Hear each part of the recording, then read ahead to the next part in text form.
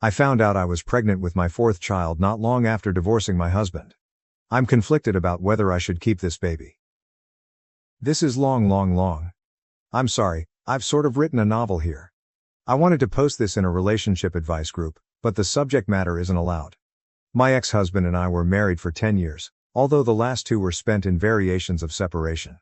We've been divorced for roughly a year. We have 3 kids, 10, 8, 5, I'm pregnant with our 4th baby. I don't know if we'll actually be parents to 4 kids or not. I'm so conflicted. We are so conflicted. There was no abuse or cheating in our marriage, although he did sleep with somebody else during our separation. There are a variety of other reasons why we ultimately got divorced. After the initial feelings of failure and heartache, and there was an immense amount of heartache on my end despite being the one who filed for divorce, we were able to get along pretty well.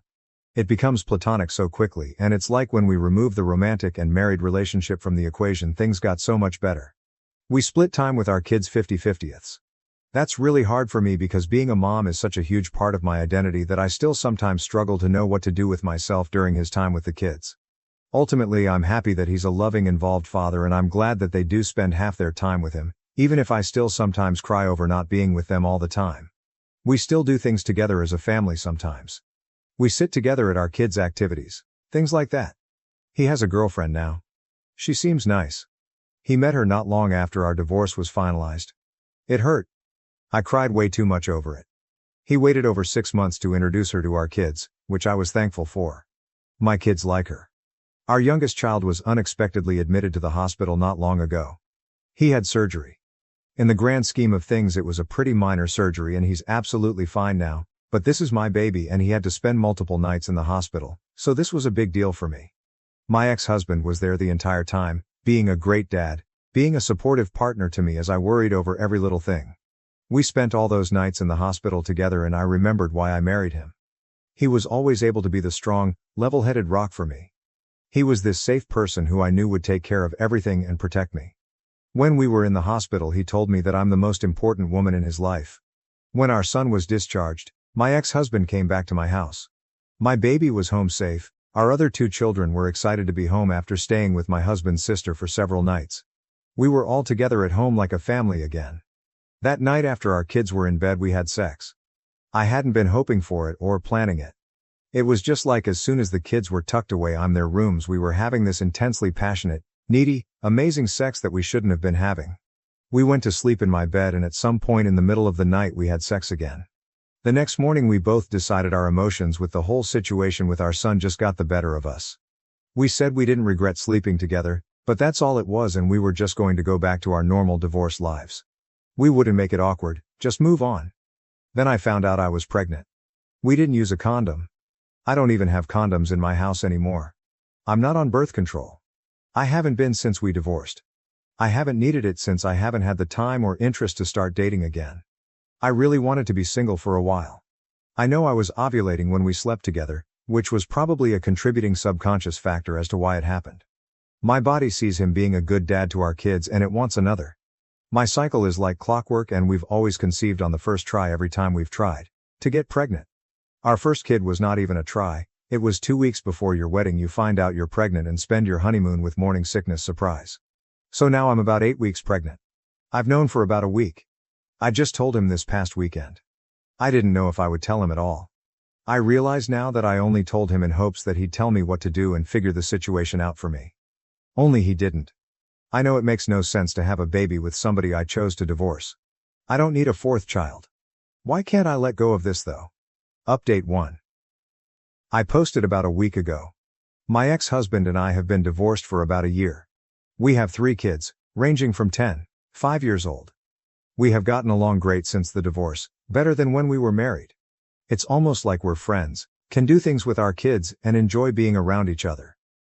About 2 months ago, our youngest unexpectedly ended up having surgery and spending several nights in the hospital. He's fine now. My ex-husband and I stayed together with our son the entire time he was in the hospital. When he was discharged, my ex-husband came back to my house, or former family home, at our son's request. He was just supposed to spend a few hours there. Help our son get settled, then go home. However, I guess all of the emotions and being together as a family in our former shared home got the better of us and we ended up having sex twice that night. Now I'm 9 weeks pregnant. I wasn't on birth control, was on it until after our divorce was finalized, but have been intentionally remaining single for a while and not involved with men in any way, so was giving my body a break from birth control. Initially we were undecided about what to do, but as of last weekend we made the decision together to have the baby. It feels sort of crazy to me. Definitely not a situation I ever imagined I'd find myself in. I already picture this baby looking just like our other kids. I guess that's why I struggled with the idea of not continuing with the pregnancy, which I know isn't really a valid reason to have a baby. This is probably the last baby I'll ever have. I'm 39, so even if I were to meet a man who I trusted enough to want to have a child with and a future with, I'll be well into my 40s by then. I plan to be very picky, but I'm not even at the point of wanting to find somebody new yet. We're not getting back together, for now. We get along great when we're not married and living in the same house. We feel it'd be irresponsible to all of our children to attempt to get back together right now because of this. Chances are higher that we'll be able to co-parent this baby successfully if we live separately. However, we are committed to working together to do what has to be done to take care of the baby when he or she gets here. Our kids are doing so great right now and they seem very happy and secure with the current setup of our lives and homes, so we want to stick with this for now. I don't know if I really understand what I'm getting myself into. Our other kids were all born into a marriage and a two-parent home.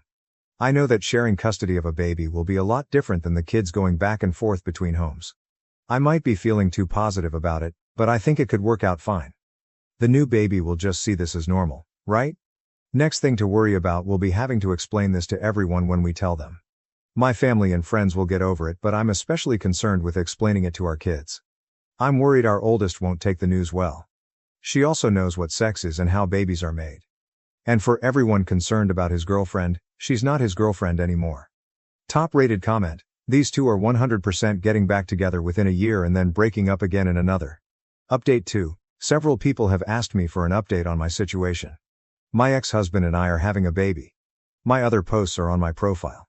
A recap is that we were married for 10 years, divorced for almost 1.5 years now, and have 3 kids together. We slept together twice during a stressful family time and I ended up pregnant. We've since admitted we are both still in love with each other, but have not actually declared that we're back together, mainly for the same of our kids. I last posted toward the end of January. I'm 28 weeks pregnant. We're having a little girl. As far as the pregnancy goes, it's been like a textbook pregnancy, and so I feel pretty good, just more tired than I ever remember being during pregnancy before. My husband and I continue to live separately and share custody of our kids. We each have them 50% of the time. They're all aware that we're having a baby and none of them seem to be deeply confused or emotionally damaged by their divorced parents having a baby together. We explained it in an age-appropriate way. Our oldest child was more grossed out that her parents had sex than anything else, since she now understands what sex is and how babies are made. We've been involved with her quite a bit and she's excited now. I even took her to one of my appointments. She's excited to have a baby sister and she understands that mom and dad love her and her siblings, that we love this new baby, and that we love each other as people and as parenting partners without actually being together as a married couple in one house. Meanwhile, my husband and I have started to attend couples counseling. We tried marriage counseling when we were separated before we divorced, but I think we were both already pretty mentally done, so counseling didn't do much for us then. I think we're getting way more out of it now because we're actually invested in it and putting in a lot of effort. Sometimes I feel great after a session, and at other times I feel not so great and am reminded of reasons why we divorced. Overall, I think it's a good thing for us no matter what happens with our relationship. We've been sleeping together for the last few months. We already agreed that we won't be seeing other people at this time. I wouldn't be saying this while pregnant anyway, and it's not as if I'll even have time with 3 kids and a newborn. We agreed that we will not open ourselves to being with other people while we are working on our relationship and before that conversation is had between us. We are carrying on just as we have been since our divorce, as far as our kids are concerned. Dad doesn't spend the night at our house. We do things together as a family sometimes, but we were doing that even before anything was rekindled between us. We're not acting as a couple when we're together as a family. We're friendly with each other, but there is no holding hands, kissing, etc. Our main concern is our kids. We refuse to say we're back together. If we officially get back together, we really want to feel certain that it'd be for the long term, that we're ready to commit to that. We don't want to give our kids whiplash or do anything to make them insecure about our family. We would like to get to that point, but we aren't there yet. I think if my husband had his way we'd be there. He's ready to say he's there now. He'd love to move back home. But he understands and agrees with my reasoning. I'd love for him to move back home too, based only on emotions. We both have things to work on, separately and together. I want to be a better spouse this time around. I thought I was being a really great wife and I was on the surface. I also know that right now I feel so in love and am hopped on hormones and pregnancy happiness. I always feel super happy, super positive, and super horny during pregnancy, and I know I have to be careful with trusting anything I feel during this time because it's like I'm on a 24/7 natural high. I think the biggest issue right now is that he's far more, let's throw caution to the wind, even though he agrees with all of my reasoning, and I want to be way more careful. Final update. I've made a few posts about my husband getting pregnant after we divorced. We were married for 10 years and had 3 kids before getting divorced.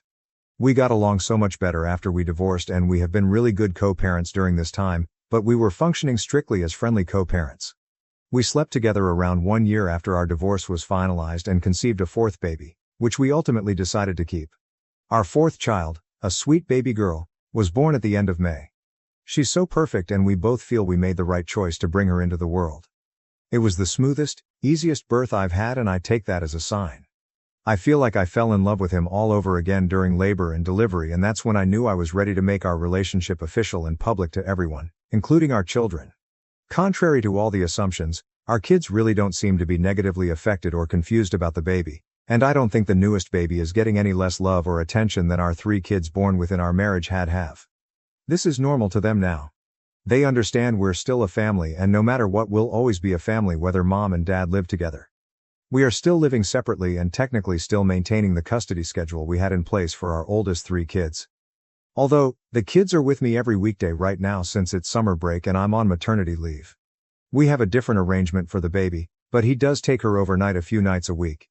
I got our family home in the divorce and he spends time here with all of us. He has spent some nights here at home to help with the baby, but he doesn't stay in my bedroom quite yet.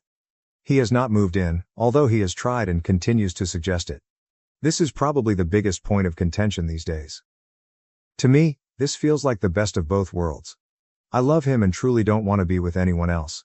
I think I sort of function better and am happier also living in my own space that he just visits. I know it's not the norm and some might say this means I don't really love him as much as I think. I really believe I'm just one of those people who needs more independence and alone time, and maybe we never would have got divorced in the first place if this had been the arrangement from the beginning. Is it sort of selfish? Maybe. I don't know anyone else with this arrangement, but I know some people out there do this. For all intents and purposes, we are together in a relationship again. We've made it official and exclusive, as juvenile as that sounds. We had already made it official between ourselves, but we hadn't really announced it to family and friends or our kids. We are still in love with each other or back in love with each other and we are not seeing anyone else. Our kids have adjusted well. They've been seeing a therapist since we filed for divorce, so that has really helped us navigate some of this. Prior to the baby's birth we did not tell them that we were essentially in a relationship. Only so long you can keep that a secret from your kids. Even though they're young, they're perceptive. So we've recently explained to them that mommy and daddy love each other but we get along better living in separate homes and for now we think this is the best thing for our family. The only problem is that now they keep asking about when we will all live together again. I'm sure it's a little confusing to them, but I'm not sure how we could be handling it any better. We attempted marriage counseling when we separated, before divorce. It was not successful. I don't think either of us was 100% committed to it at the time. He really did not take it seriously back then, but I was more stubborn and resistant than I originally realized. We're in couples therapy now and it's like night and day compared to last time. I'm scared to live together again, so we aren't going to do that anytime soon. It's not that I don't trust him. I don't trust us as a couple. I refuse to put my kids through all of that again. So, getting remarried and moving in together isn't something in the plans right now. Maybe one day. I hope we can get to that point. I just don't want my kids to have to go through a divorce and splitting households yet again. I feel like they'd lose all trust in us then. OP on their living situation. I think it might be best for us to find a way to each have our own place next to each other or on the same property, instead of one actual house that we share. Other than not living together, we are together. It's no different than any other couple that's dating but doesn't live together. Well, it's a little different since we share kids and we were once married and I still usually refer to him as my husband, but not too different. We aren't keeping our relationship a secret anymore, so we aren't pretending to not be together. Everyone knows now. We spend a lot of time together. But yeah, he may eventually want more than I do, As in a relationship where we live together 24/7. At this point, the hubby's ex-GF was firmly in the rearview mirror and OP was still brushing it off as if it is no biggie, but I found one exchange that people may find interesting. OP, downvoted. Yes, he had a girlfriend at the time. It's in my post history and I'm not trying to hide it, but we have moved well beyond that now. Response. People are downvoting her comment because it is pretty black and white when it comes to cheating. Cheating hurts others and a lot of people value living in a world and having actions that don't result in hurting others. He was in a relationship and committed to his girlfriend when he decided that he had the right to sleep with his ex and not immediately tell her that he did it. She deserved better than to get trauma from someone who claimed to be committed to her, but was willing to step out on her. Cheating on someone does result in emotional trauma, which will affect how they will view love and relationships going forward. Personally, if he wasn't ready to be in a relationship with her, then he should have left her alone. I am tired of men in particular getting into relationships with women when they know they are not clearly over their ex-partner. It is a sign of selfishness and pure disregard of another human being's health. She was used as an emotional support and sex object by him, because no one that respects their partner would do something this cruel. So I'm not going to cheer on someone who could have just avoided this entire situation by not being in a relationship when he was clearly not ready to be in one, and hurt someone deeply. Edit, I want to add additional thought as well. Cheating is not only an emotional hurt but a sign that you give zero care about your partner's health. He was presumably still having sex with his ex-girlfriend after sleeping with no condoms with his ex-wife. With the rate of sexually transmitted diseases and infections increasing and the likelihood of the disease being antibiotic resistant, he told his ex that he had zero care for health and emotional well-being. She had the basic right to know that he slept with another person while still being intimate with her. Especially with no form of protection. Not calling the ex-wife dirty but with the risk of catching a disease that's incurable, or opens you up to higher risk of illness. Every person who is engaging in a sexual relationship deserves honesty. OP. All of this may be true. I'm not arguing anything you said. But I'd like to know what everyone on Reddit thinks we're supposed to do about it. We can't go back in time and undo what we did. Maybe Redditors feel that as an act of penance we should not be together, despite very much wanting to, since that's what we deserve for hurting her in the process. We should never be allowed to move on and have any happiness in our lives, together or separate, because we did something at one time that hurt somebody. Short of publicly flogging ourselves and maybe not allowing ourselves to ever be in a relationship with anyone ever again as a form of self-punishment, what are we supposed to do to satisfy the masses? Neither of us are proud of hurting somebody. I was kicked out at 16 and struggled for years. Now I have a house, and my sister and her junkie husband have invaded and demanded to live with me. When I was 16, my parents and twin sister kicked me out. I lived in a tent and struggled for years. Now I have a house, and they showed up uninvited with my sister's family, demanding to move in. My sister was the one who convinced our parents to throw me out at 16, claiming there was no space for me. I spent 12 years fighting to secure my own place, and now they want me to let my sister move in because she's pregnant with her fourth child. As a 28-year-old man, I've endured my parents' toxicity since childhood. My twin sister has always been a thorn in my side. People say twins support each other, but in my case, my twin drags me down whenever she can. Childhood bullying wasn't enough. She has reappeared in my life, wanting to move into my house with her family, despite being the one who threw me out at 16. Her narcissism, fueled by our parents' poor parenting, is relentless. They always wanted a daughter and made it clear they would have terminated the pregnancy if it had been just me. I owe my existence to my sister. My sister never missed a chance to flaunt her entitlement. Growing up unwanted in my household was tough. Everything revolved around her. Despite being the same age, I wasn't allowed to touch her toys. She often got new clothes while I only received clothes on Christmas and our birthday. If we didn't share a birthday, they wouldn't have bothered celebrating it. In fact, if I didn't share my birthday with my sister, I wouldn't exist. I got the bare minimum, not out of love, but to save their faces from judgmental relatives. The only positive aspect of my childhood was my grandfather, the only person who saw through their BS. Sadly, he passed away when I was 13. That was the worst day of my life because I had no one to have my back. We lived in a cramped house in the suburbs. My sister and I shared a room, but it felt more like I had a bed and a tiny closet under her room. The entire space was filled with her clothes, toys, and posters. Complaining was not an option, as my parents believed they were doing enough for me. My sister didn't like me being in her room, so I was only allowed in at night to sleep. Even when I was sick, I had to lie on the couch because, as a girl, she needed privacy. I couldn't wait to turn 18 and move out. It seemed my family was even more eager to get rid of me. When we were 16, my sister got pregnant by a 19-year-old loser. His parents had kicked him out after he failed the 8th grade 3 times. My parents got them married, and my dad found him a job as a cleaner at his factory. My father, who works as a mechanic at an automobile manufacturing company, brought him home. Naturally, I had to move out of my room to make space for him. Our house had only 2 rooms and a tiny living area. When I asked if I could sleep on the couch, my father refused, saying he uses it when my mom's snoring becomes unbearable in winter. I was told to find a place for myself. To make matters worse, my loser brother-in-law would say, "Dude, it's not tough to find a place for yourself." My parents threw me out when I was 15, and yet I managed to pull my life together. Now I have a family. Trust me, it gets better out there. I sighed. Yeah, if being a junkie and impregnating a minor means putting your life together, then sure.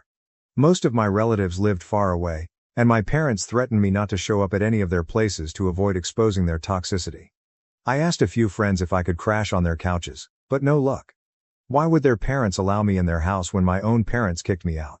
One classmate living in a garage let me stay for a few months until his parents found out and kicked me out.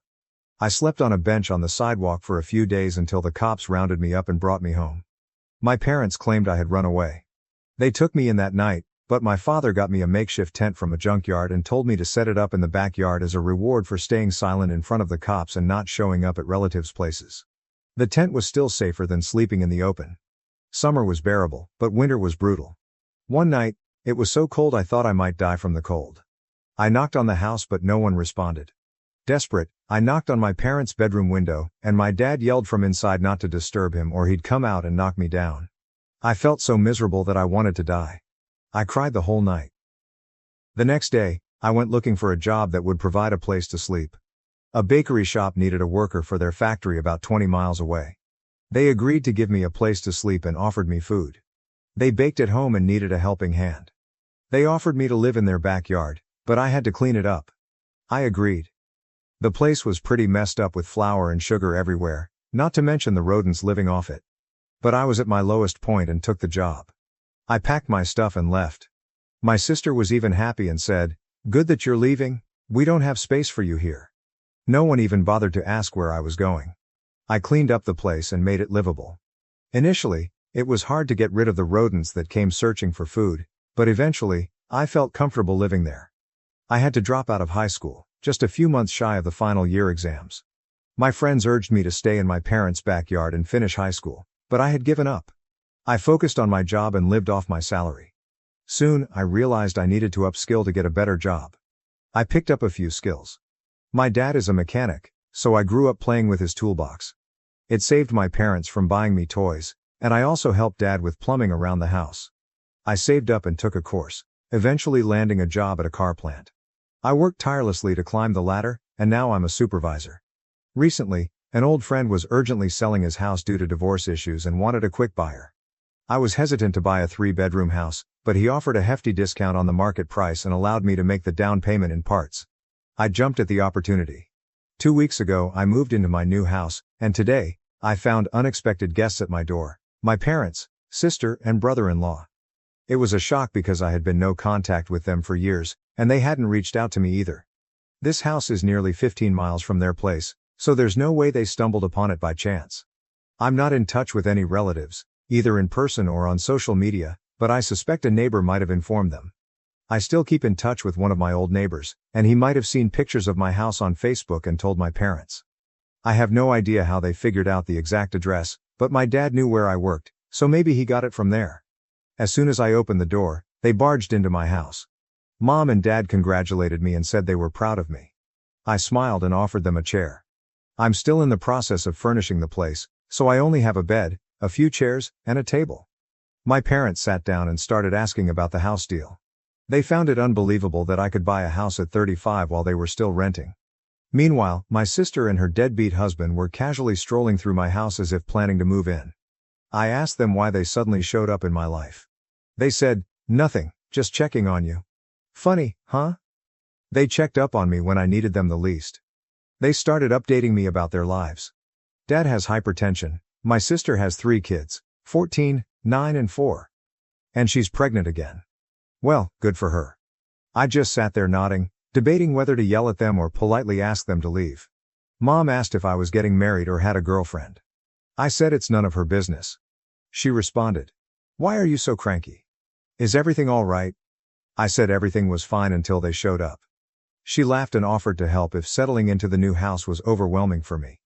Just then my sister announced, "I've decided we're going to take the bedroom with the attached balcony and bathroom. I'm so excited to have my own bathroom. The kids can have the other room." I flipped out and asked, "What the hell is happening here?" My sister said, "You have a 3-bedroom house and you're a single man. You don't need so much space. You used to live in a tent, so getting a bedroom is quite an upgrade for you. This house is big enough for all of us." My parents cut her off and asked her to attend to her youngest son, who was crying for attention. I looked at my parents and asked them what my sister just said. Dad explained that accommodating 7 people in a small house was getting tough. My sister's eldest son, 14, was sleeping on the couch, the middle one was with my parents, and the youngest with my sister. And now, with another baby on the way, they needed a bigger house. I screamed and Mom said, "You know you have a big house now. Can't you take your sister in?" Before she finished I yelled, "Hell no, I'm not taking anyone into my house." My sister screamed that I owed her for bringing me into this world, the same old story. "Mom and Dad would never have had you if I wasn't there. You owe me a place here. Our house is so crowded I can't even breathe." I replied, "Yes, thanks to you and thanks for bringing me into this world. Now get out." Before anyone could say anything, I asked them to leave. Dad tried his tough approach, raising his voice and saying it was my duty as the man of the house to take care of my sister. I yelled back that I had no obligation to take care of her, but as parents, they were obligated to take care of me, and they failed. He was okay with his grandson sleeping on the couch, but when I asked, he refused and threw me out. I ranted about how I survived with rodents in my employer's garage and lived in a dingy apartment for a decade, but none of them ever checked on me. Mom started sobbing and tried to hug me. I blocked her and asked them to leave. Bill said, "Man up, bro. I've lived that life for years and never complained. You have a big house and you're single. What do you need all this space for?" I gestured for him to shut up. My sister started cussing me for shouting at her husband. I said, "Well then, get out if you don't want me to knock him down." I chased them out of my house without letting them speak another word. I'm fuming with anger. They were always toxic and narcissistic, and now they've turned greedy. But I'm not 16 anymore, blindly following their orders like a puppet. If they keep pestering me, I won't hesitate to call the cops on them. Update: my sister and her junkie husband broke into my house. Some of you asked if my sister offered to pay rent. The answer is a big no. She hasn't and she can't afford rent. She and her junkie husband are freeloaders and child-making machines. They've been leeching off my parents for 12 years, and now they want to do the same to me. It's not like my parents are happy about it. I saw the frustration in their eyes during their last visit. But instead of throwing her out, they're trying to offload those lazy bumps onto me. A week after our first encounter, my mom showed up at my house again. This time she didn't beat around the bush and told me I should let my sister move in with me. I said no way. She repeated the same stuff about how difficult it was to accommodate so many people in a small house, blah blah. Still, it was a no from me. Then she tried to threaten me. I should have seen it coming. She said, "See honey, you live alone in this big house and you're gone for 12 hours a day. What if someone breaks in? If a family lives here, it would be safer for you. Plus, you'll get help with cleaning, dishes and laundry." I said, "For the last time, no, and go away. I don't want any of you at my house." A few days later, one of my neighbors told me he saw a pregnant woman with a man and a young boy loitering around my property. They were peeping in through the windows, wandering around the backyard, and it seemed like they were trying to sneak in. He's an old man who sits on his front porch all afternoon. When they noticed he was watching them, they went away. He informed me as a goodwill gesture. I thanked him, gave him my number, and asked him to call me if he ever saw them again. My house wasn't equipped with cameras yet. I had intended to install them over the weekend. Who knew they would break in before then? Just 2 days later, I got a call from my elderly neighbor saying he suspected someone had broken into my house. I rushed home in a panic. He was right. My sister and Bill had broken in through the back window. She said, "We didn't have any other options. You were being a jerk and not allowing us. Now we live here, and you suck it up." I was in shock. How far she went to flaunt her entitlement. Bill came out of the room they had turned into their bedroom and said, "It was pretty smooth, huh?" Without thinking twice, I charged at Bill. My sister stepped in between, and I dragged her aside. I punched him in the face. Their 14-year-old son attacked me with a bottle, and my head started bleeding. The blow wasn't severe, and I was on the verge of blackout, but my rage kept me conscious. They all panicked at the sight of blood. My sister called my parents and told them what happened. Bill and his son started cleaning up the mess. My neighbor called the cops. My sister and Bill started apologizing and begged me to spare their son from being arrested. I said, "All of you are going down with him." The cops arrived and took my statement. My sister denied all allegations of breaking in and assaulting me. She claimed they were visiting my house, her son played a prank on me, and I accidentally slipped and hurt my head. She said I was mad at them and falsely framing them. What a liar. Meanwhile, my parents arrived and forced me to drop the charges. They all ganged up to make me look like a liar, claiming I was using the cops to settle a grudge against my sister. Thank God my neighbor stepped in and gave his statement, and based on that, the cops arrested them. They had to spend the night behind bars because my parents couldn't afford bail. The next day, they were presented for trial. I went to the hospital to get my wounds dressed. The doctor scanned it for internal injuries. I had to take a couple of days off to nurse my wounds. I pressed assault charges against them and also claimed compensation for my losses, and the court agreed that they should bear it. Meanwhile, my parents tried everything to make me drop the charges, but I threatened to sue them for planning the assault. Her son, being a minor, was dealt with according to juvenile law. He got a week in a juvenile facility, and his parents had to pay for restitution, lost wages, and medical bills. My sister and Bill were heavily fined but pleaded to trade part of it for community service. It's been a week since then, and it's been silent. I hope they've learned their lesson and stay away from me. Update 2. It looks like my parents aren't off my back yet. Yesterday, they showed up at my house again. I slammed the door in their face. They stood outside for almost an hour, requesting me to hear them out. Finally, I had to let them in. I wish I could just yell from the window and threaten them like Dad did to me 12 years ago. Anyway, I asked them why they were at my door again. They both started sobbing and said they needed my help. I said if this had anything to do with my sister, then count me out. They said it was about them. Dad said, "You see, I'm growing old and fragile. I cannot work as before. Our house hasn't been repaired in many years. Everything is falling apart." I cut him off and said, "Come to the point." He and Mom wanted to move in with me. As a responsible son, I should take them in. I should have if they were responsible parents, but they were not. I asked what would happen to their house and if they were going to terminate the lease. They said they were going to give that house to my sister. I was like, "Oh cool, you guys have taken an alternate route to exploit me. Earlier you tried to dump my sister on me, that plan failed. Now you want to pile on for one last time. My house is not up for grabs, not for anyone." They said my sister was offering to pay me rent for living in my house, which I could use to pay the mortgage. I said, I don't need her rent. She doesn't need to worry about my mortgage. She should look out for herself instead. Mom started crying that it was becoming very difficult for my sister to make ends meet. She doesn't even get proper sleep because her children sleep in the same room. I said, it's not my problem if she is mindlessly expanding her family without financial planning. They said, what can we say? You're not agreeing to anything. You don't want to take in your sister, and you won't agree to take us in either. You should at least let us move in with you. The house is too big for one person. I replied, I don't plan to remain single forever. They tried to emotionally manipulate me, insisting that I should take care of my aging parents. I screamed, karma is real.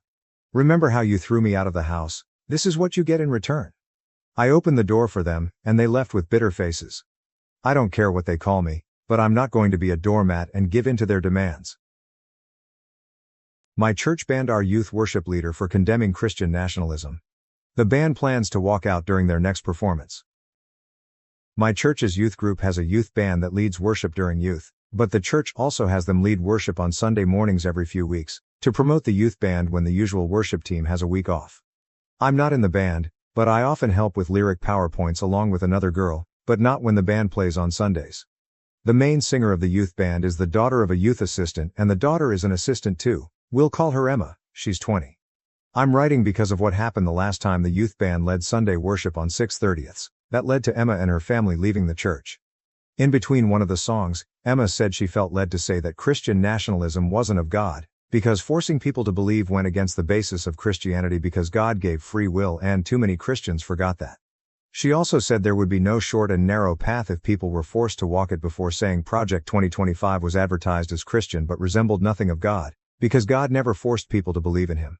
No one confronted her or anything, as it was brief, and they played a few more songs along with the closing song after the pastor finished his sermon. But when we got to youth on Friday night, Emma and her mother weren't there. And we were later informed, by the youth pastor, that Emma and her mom would no longer be helping the youth before a bunch of stuff about giving others the chance to be lead singers because Emma had left the church. However, word got out from one of the band's players that Emma told the band that she got banned during the week and that her parents left the church with her, so they already knew before we found out at youth. The reason I'm making this post is because of a conversation I had with the band, and other PowerPoint girl, the same Friday the youth pastor announced it, and the conversation was private from the rest of the kids. Long story short, the band is upset about what happened to Emma, and they've been throwing around ideas on what to do.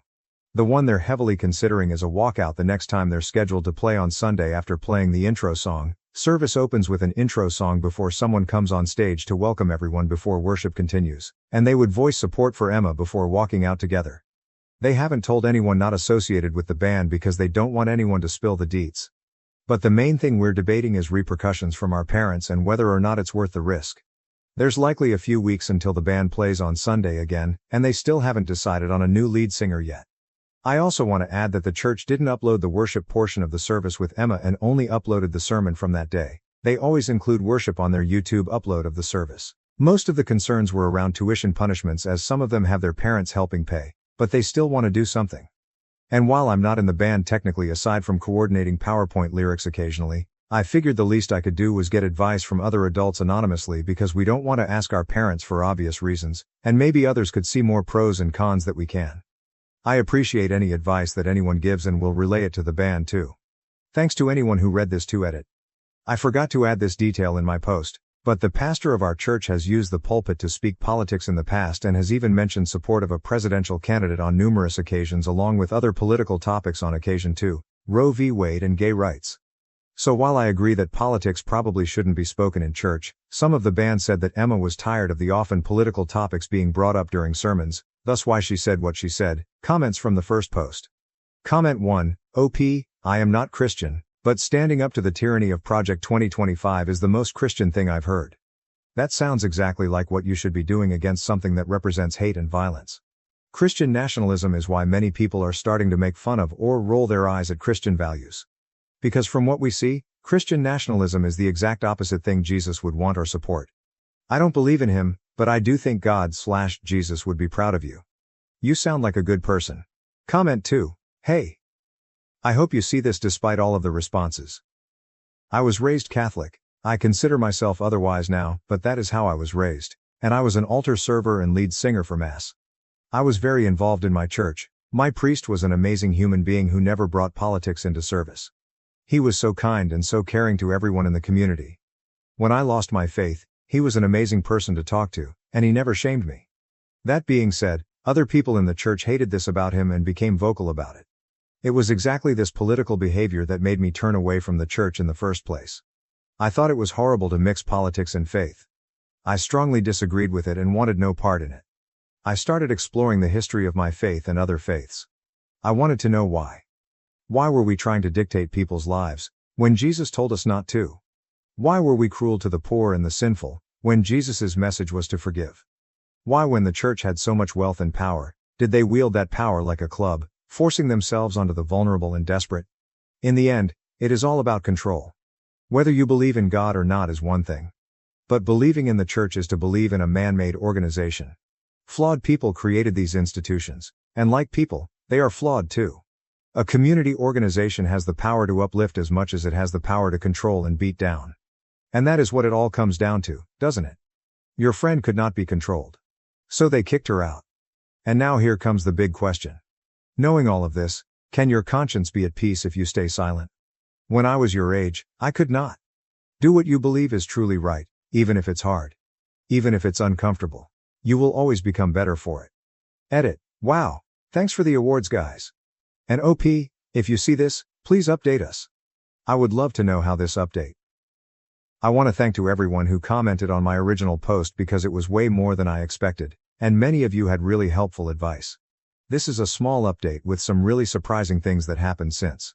First, the band is still going through with the walkout, and they're keeping it within the band so that no other kids tell their parents who might tell leaders. It would have been awesome to include others, but the risk of the church catching wind was too great. Second, we have a date of 8 quarters when the youth band will do worship for the adults again. Third, the youth pastor appointed a singer from within the group who will take turns singing on Sundays with future participants in the coming weeks. Fourth, the new singer agreed that the church's handling of Emma was BS.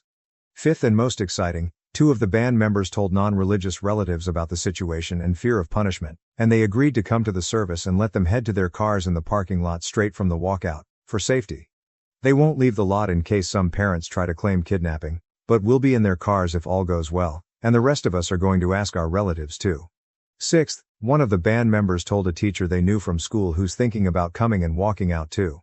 And seventh, one of the band members wrote a little something that the lead singer will read before they walk off stage, and it would be great if anyone with editing experience could help to make it clearer or provide advice on what to add. They tried to keep it short.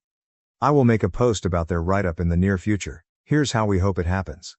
The band will play the opening song, which officially starts service, and usually lets people know it's starting. Many make their way from the foyer during the intro song. And after someone gives the welcome prayer after the opening song, the lead singer will then give the speech before the band walks off stage, and I will walk out with them from the pews along with relatives' friends. One relative said she might bring some people she knows too, which could make more of a statement to the church to see adults leaving too. One of the relatives will also record the whole thing in case any parents don't react well to it, and I will update after it happens. If anyone has any further advice, it would be appreciated and I'll bring it to the band. Most of the band, outside of 2 seniors, aren't old enough to vote this year, but this is a chance to stand up for what's right against something that is adamantly infusing itself into Christianity, Christian nationalism, and making Christianity lose all of its respect in our opinion. We don't expect change to happen in the church as a result of our walkout, but it's a small thing we can do to say we did our part when faced with it ourselves. Another commenter put it best when she asked if we'd be able to live with ourselves if we did nothing, and the answer has been no for us so far. I also want to add something I forgot to clarify in my first post. Emma didn't say what she did out of the blue. She'd been vocal about the pastor talking politics for some time according to the band, and I've seen much of it too. However, a lot of people sent DMs disagreeing with the band's decision. So before I get into it, I want to give specifics of what the pastor has done. The pastor mentioned Trump from the pulpit numerous times, including the aftermath of the 2020 election, to voice discontent over the results. He has also celebrated Roe v. Wade's overturning from the pulpit, Pride Month during June, and even compared Trump's legal trial to how Jesus was persecuted leading up to his crucifixion. Things that have no place being vented about from the pulpit, and this has happened over the course of a few years. I received a few DMs in the aftermath of my first post, and some were encouraging while others not so much. A few people, who said they were Christians, said that Emma was wrong to use the microphone to hijack the service, with her words, because she should have talked to the pastor first while calling her actions immature. However, when I showed the band the advice from my posts, I also told them about the DMs, and they said that Emma spoke to a leader about the pastor's political sermons in the past. But nothing came from it as he continued to speak politics from the pulpit frequently. Some people also said that our walkout wasn't godly, because we, like Emma, would be hijacking the service for a publicity stunt when church was supposed to be about God. Some people called us immature among harsher things, but we disagree for 2 reasons. First, who is supposed to call out the misuse of the pulpit if not people who attend the same church where it's misused? A few DMs said to do nothing and pray for God to change the pastor's heart, but he's been doing this for years. And second, the Bible gives guidance on how to call out improper behavior in the church in Matthew 18:15, 17. Dealing with sin in the church. 15. If your brother or sister sins, go and point out their fault, just between the 2 of you. If they listen to you, you have won them over. 16. But if they will not listen, take 1 or 2 others along, so that every matter may be established by the testimony of 2 or 3 witnesses. 17. If they still refuse to listen, tell it to the church. And if they refuse to listen even to the church, treat them as you would a pagan, or a tax collector. Emma has already talked to a leader one-on-one, and the band has voiced displeasure about Emma's ban to the youth pastor, only for him to disagree and say that Emma was out of line. Regarding the part about, tell it to the church, I suppose the how might be up to interpretation. Maybe telling the church means telling a church leader instead of the congregation on stage. But Emma and the band have talked to various leaders, including an elder too, aside from our youth leader, only for years of political rants from the pulpit to continue. When Jesus flipped tables in Matthew 21:12, we believe he did it because people were using the temple to sell things that had nothing to do with God. And we believe that politics falls into the same boat. Someone commented a link in the comments of my first post that I never saw. But I showed the band, and we couldn't agree more. Pastor Loran Livingston talked about the role of politics in the church and how politics shouldn't be combined with Christianity. I still plan to speak with my parents ahead of 8 quarters, and I'll share the write-up the band is working on really soon. I really appreciate everyone who commented too. Lastly, I want to clarify that the walkout is the band's decision entirely. I am not a member of the band, I just do PowerPoint lyrics during youth, and I'm not even in the band's group chat with Emma. As some of the band members are contemplating punishments from parents, 2 seniors who are concerned with their parents removing tuition help. I will support whatever they decide while understanding that they have to take care of their future too, as many commented. If they decide to continue with the walkout, I will support them and walk out from the pews. But if they change their mind because the repercussions are too great, I will respect that and continue to support them. Comments from the update. Comment 1, my views on religion and churches are a whole other thing. I'm impressed by the conviction to your sense of right and wrong and your need to not sit by while someone spews falsehoods from their platform. A platform which Christians will claim is supposedly a place from which love and truth emanate. Much respect to you and yours. Those telling you to pray on it and that it isn't your place are cowards. Being afraid to rock the boat is how religions get twisted.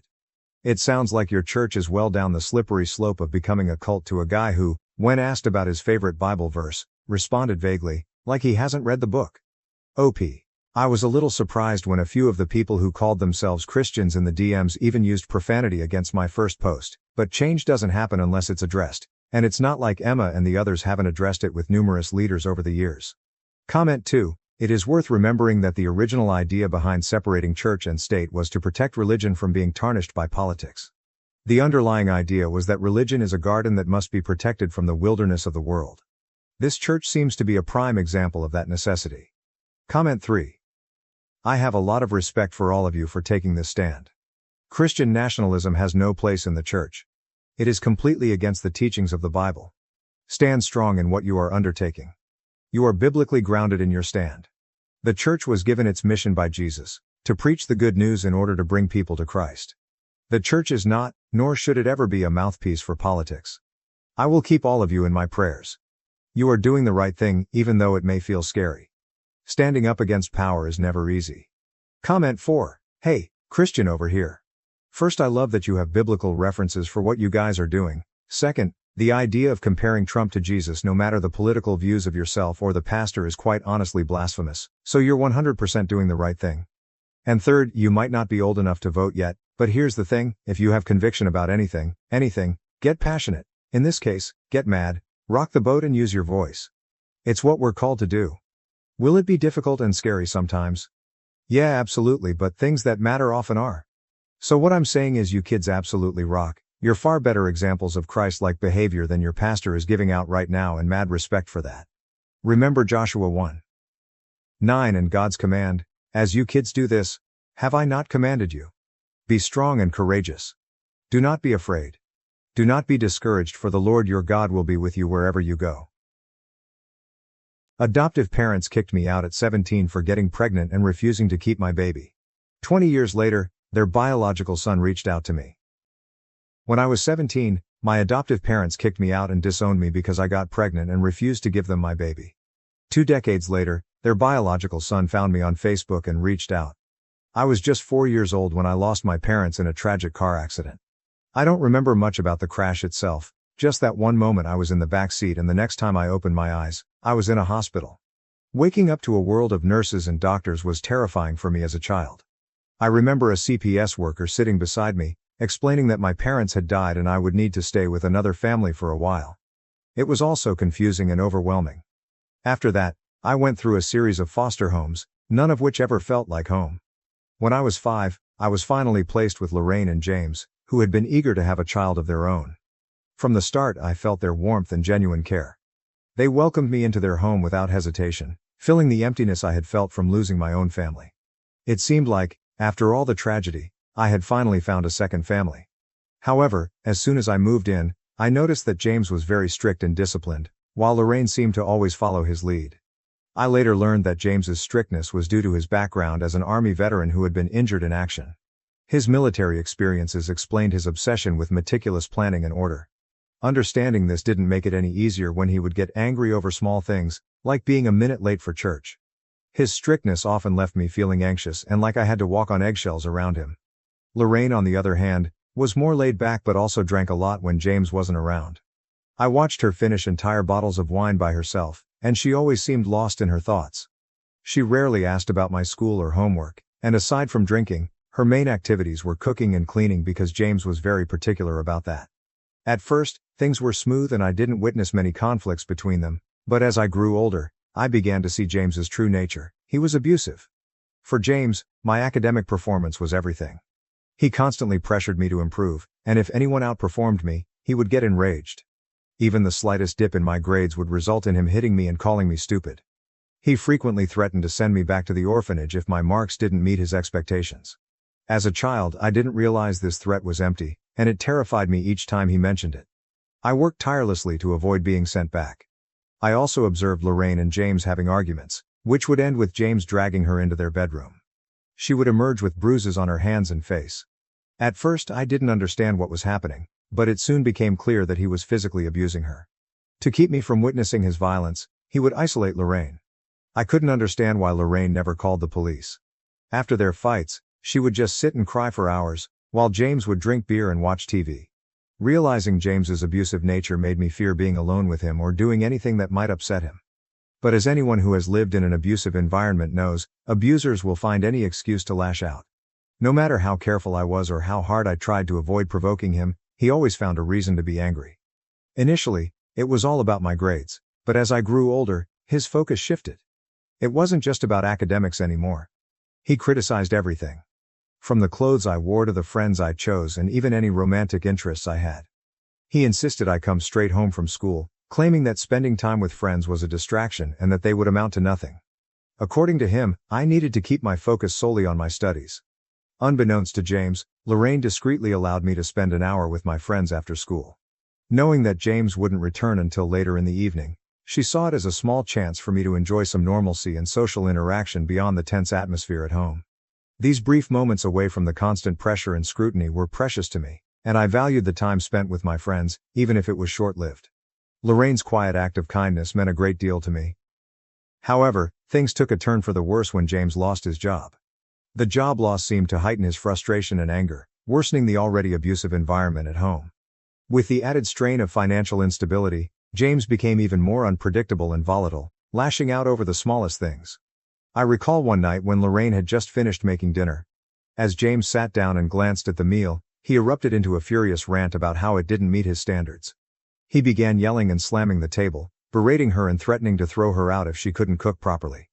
In his rage, he threw his plate against the wall, leaving Lorraine and me in a state of fear as we watched him. I could feel my whole body trembling. When I finally ate the food, I found nothing wrong with Lorraine's cooking. Over time, James's drinking worsened. With his unemployment and idle days, beer cans accumulated in the living room each morning, which Lorraine had to clean up. I also found myself unable to spend time with my friends as James would harshly criticize me if I was even a minute late coming home from school. At 15, a classmate named Harry confessed his feelings for me and asked me out on a date. Despite my anxiety over James finding out, I was eager to experience a date and explore my feelings as a teenager. So, despite my worries, I agreed to go out with Harry. We met at a local coffee shop after school and spent the afternoon chatting and getting to know each other. That date turned out to be one of the best decisions of my life, as it marked the beginning of our love story. Harry was everything James was not, gentle and kind to everyone, including animals. He would bring me my favorite flowers whenever he could, saving up his pocket money to do so. Having never had a good role model, I didn't expect much, but Harry treated me with the care and respect I had always wanted. James was always a bit suspicious and would question me about whether I was spending time with any boys. I would deny it, silently hoping he wouldn't uncover the truth.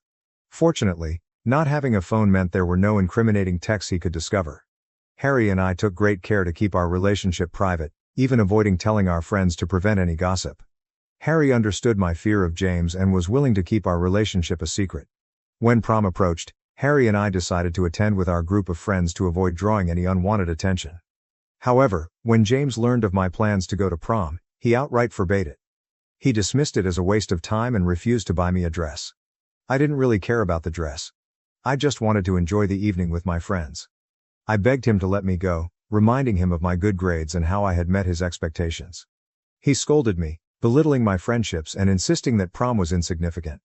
Lorraine disagreed and argued with James, believing there was no reason for me to stay home while my peers enjoyed themselves. James insisted that teenagers lacked a sense of right and wrong and that he wouldn't allow me to go out simply to have fun when I could stay home and be safe. Despite my pleas and attempts to explain how important this event was to me, he remained resolute, dismissing my feelings as trivial. He even threatened to lock me out if I tried to sneak out for prom. On the night of the dance, I was the only one who stayed behind, spending the evening crying alone in my room. I was growing increasingly weary of living with James. After high school, it became even harder to see Harry since I wasn't allowed out and didn't have a phone. I asked James for a phone, but he insisted I didn't need one at my age. I argued that I'd be going to college and that everyone had a phone, but he said I'd have to buy one myself if I wanted it. That's when I decided to get a part-time job. Though the pay was modest, it allowed me to earn some money and gain a bit of independence. It also meant I could spend time with Harry without James finding out, using work as an excuse while I met up with him. Eventually, I received the incredible news that I had been accepted into an Ivy League university with a full scholarship. This was a significant accomplishment, as no one from my town had ever achieved it before. James took it upon himself to brag about my success to anyone who would listen, proclaiming how proud he was of me. Despite his constant boasting, he never actually congratulated me personally. Instead, acting as though my achievement was a reflection of his own success. After receiving my college acceptance, I felt an enormous sense of relief. At last, James had nothing to complain about, as I had fulfilled his greatest dream by securing a spot in a prestigious college with a scholarship. With my job and academic success, he couldn't label me as lazy anymore. His newfound satisfaction led him to agree to buy me a phone and allowed me to use the money I earned from work for college expenses. He even permitted me to hang out with my friends after work. For the first time, I felt like I could enjoy life a bit, just like everyone else. Harry and I knew we'd be separated when we went to college, but we promised to meet up whenever we could. Our intimacy was careful and limited, with both of us taking precautions. A couple of weeks later, I began experiencing unusual symptoms that resembled those of my period, but without actually having it. Being perceptive, I sensed something was wrong with my body, and I found myself craving food at odd hours. Panicking, I told Harry that I needed to take a pregnancy test, and he agreed. I took 3 tests, all of which came back positive. The shock was overwhelming, and I collapsed on the floor, crying uncontrollably. It felt like I was living through one of my worst nightmares. Harry tried to comfort me, but I was trembling with fear. I knew that if James discovered I was pregnant, especially right before college, he would react with unimaginable anger. Harry reassured me that the decision was entirely mine and that he would support me no matter what. He suggested talking to his parents first and then approaching James together to prevent any violent reactions. Given my difficult home situation, Harry was genuinely concerned for my safety. His parents were incredibly understanding. His mother embraced me and comforted me, saying that such things happen to many people and not to worry too much. They agreed to come to my place to help break the news to James. When Lorraine and James were informed of the pregnancy, they were utterly shocked. Lorraine asked me twice if I was certain, and I confirmed with the results from multiple tests.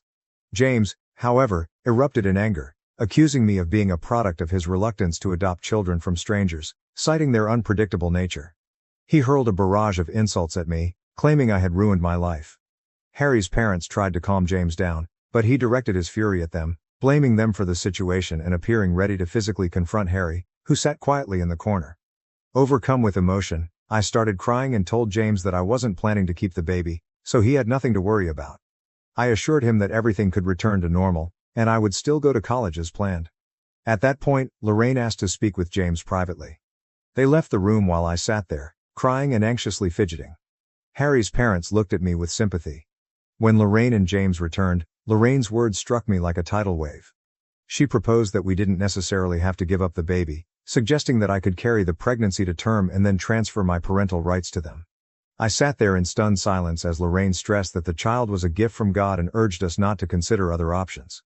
James supported Lorraine's view, suggesting that this arrangement would be ideal, especially since Lorraine was already pregnant herself. His words left me completely bewildered, and I struggled to grasp what he was proposing. James revealed that Lorraine had only recently discovered her pregnancy and had kept it private while processing the news. With my own pregnancy, they now saw an opportunity to raise both children together as siblings. The shock of their suggestion left me speechless, grappling with the gravity of their proposal and the unexpected turn of events. Harry's parents were equally stunned and quickly expressed their disapproval. However, James interrupted, asserting that the decision was not theirs to make, and looked at me expectantly, waiting for my response. Overwhelmed with anxiety, I knew deep down that I couldn't agree to Lorraine and James's proposal. The idea of giving up my child to be raised in an environment reminiscent of my own troubled upbringing was unbearable. Although Lorraine had shown herself to be a caring mother in many ways, I couldn't ignore the fact that she couldn't shield herself from James's behavior, let alone ensure my child's safety. The thought of subjecting my unborn child to the same uncertainty and potential danger was unacceptable. While I cherished the thought of becoming a mother one day, I knew the timing and circumstances were far from ideal. I couldn't bring a child into the world under these conditions, knowing I couldn't guarantee their safety and well-being.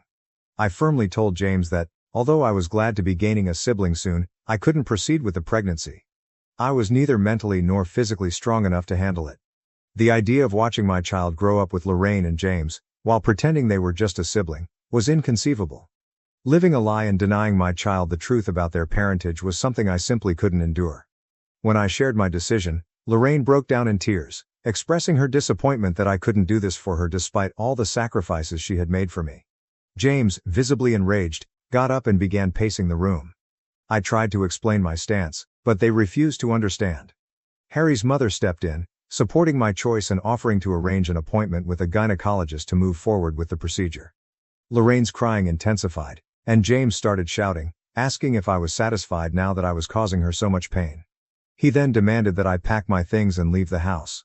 My shock was palpable as James declared he was fed up with me, accusing me of being ungrateful and selfish for not giving them my child. Harry's parents gently urged me to pack up quickly, clearly troubled by James's volatile behavior. I hurried upstairs to gather my important documents, photo albums, and as many clothes as I could. When I came back downstairs, James warned me to take whatever I could carry because he planned to throw out and burn the rest of my belongings the next day. I tried to speak with Lorraine, but she wouldn't even look at me. As I left, James told me I should never come back. I was bewildered and heartbroken, unable to understand what I had done to warrant such ruthless rejection. Harry and his parents generously offered me a place to stay, and I returned to their home. The following days were a blur as they took me to the gynecologist, where we scheduled the necessary procedure. It was a difficult decision for both me and Harry, but given the circumstances, we knew it was the best choice for our future. After the procedure, I spent a few days recovering with Harry by my side, offering unwavering support. He and his parents were incredibly kind and did everything they could to help me through this challenging time. Throughout this ordeal, James and Lorraine never reached out to me. When the day came for me to move into college, I texted James, hoping he might have forgiven me by then. Instead, he responded with harsh words, calling me a failure and a disappointment and accusing me of turning into a prostitute. He said he didn't want his biological child to end up like me. His cruel message cut me deeply, and I cried for hours. They had been the only parents I knew, and now, with their own children on the way, they had severed ties with me. My college years were challenging but ultimately rewarding. I juggled a part-time job with my studies, working hard to maintain my grades. It was tough, but I was determined to succeed. Fortunately, Harry kept his promise and supported me throughout. He would visit me at college whenever he could, and his constant encouragement helped me through the rough patches. During holidays, his parents often invited me to spend time with them, and they began to feel like family to me. I graduated with honors, achieving the distinction of KL, and Harry and his parents were there to celebrate my graduation. I secured a good job in my field, and it was a proud moment knowing all my hard work had paid off. Harry and I eventually moved in together, and our relationship grew stronger with time. We supported each other through life's ups and downs, and after several years, we decided to get married. Our wedding was a beautiful celebration of our love and commitment, surrounded by our closest friends and family. I didn't even consider inviting James and Lorraine to the wedding. As a married couple, Harry and I have continued to build our life together. Recently, we took a significant step by buying a new house and renting out our old one. Our new home has become a cozy haven where we create new memories and plan for the future. We bought the new place to be closer to Harry's aging parents, who have become like family to me as well. I want to be there for them in any way I can. It's been almost 20 years since James and Lorraine kicked me out, and I barely remember them now. Over the years, I haven't dwelled on them much, though I do recall spending my first year of college grieving their absence. By my second year, I resolved to forge a new life for myself, free from their rejection. It was painful. And building this life on my own took immense strength. They've never reached out to me and I haven't felt the need to check in on them either. Throughout these years, Harry has been my steadfast companion and partner in every sense. Although we never had children, our two beloved dogs have brought us immense joy. We visit Harry's parents every other weekend and frequently enjoy trips and discovering new restaurants together.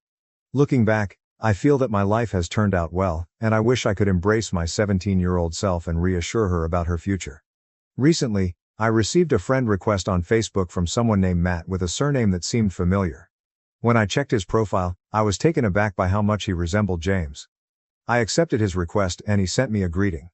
I replied, and he soon asked if I knew anyone named James and Lorraine. My heart raced as I realized he was their son. Nervous yet determined to be honest, I confirmed that I knew them since they had adopted me when I was 5. Matt expressed a strong desire to talk if I was comfortable, so I agreed and gave him my number. When he called, the conversation started off awkwardly, but Matt soon shared that he had always known about a child his parents had before him because he had seen my pictures in the family photo album. Whenever he asked about it, his parents would dodge the question. He had been searching for me for a long time, having learned my name from our hometown, and he had recently stumbled upon my profile by chance. His sole reason for reaching out was to uncover the truth. As I recounted the painful events of my past, including how his parents had asked me to give up my child and then expelled me when I refused, I could feel the weight of the emotions. I described their absence from my life over the years and how I had managed to cope thanks to the support of my husband's parents. The conversation was emotionally charged, and I revealed long-buried feelings. Matt's voice conveyed shock and disbelief as he absorbed my account. After a period of silence, he told me he had no idea his parents had treated me so cruelly. He had always believed their story that I had left on my own accord. He thanked me sincerely for my honesty and apologized on behalf of his parents, expressing regret for the pain they had caused me. Since our conversation, I've felt grateful for Matt's effort to reach out and his understanding, which has brought me some comfort and validation. However, I worry about how James and Lorraine will react when they learn that I've shared the truth with Matt. Did I make the right choice in revealing everything, or would it have been better to keep silent? Update 1. I wanted to share that my initial concerns were valid. Within just 24 hours of Matt reaching out to me, Lorraine and James began bombarding me with calls and texts. Since I've kept the same number all these years, it was relatively easy for them to find me. Their messages have been filled with anger and accusations, mostly centered around why I disclosed family secrets to Matt. James's message, in particular, was harsh, insisting I should have kept quiet as I had for years and not interfered between him and his son. Overwhelmed and unsure of how to handle the situation, I've been dodging their calls and messages, uncertain of the best way to address this unexpected confrontation. Update 2. I informed Harry about the situation. He was unaware of Matt's outreach and, upon learning that I had shared our past, he felt I shouldn't have done so. His concern wasn't about the truth being wrong but rather that James was clearly unstable and that this revelation would only stir up unnecessary drama in our lives. I also spoke with Matt, who told me he confronted James and Lorraine after our discussion. They attempted to deny everything, labeling me as a liar and accusing me of using them until I could escape to college.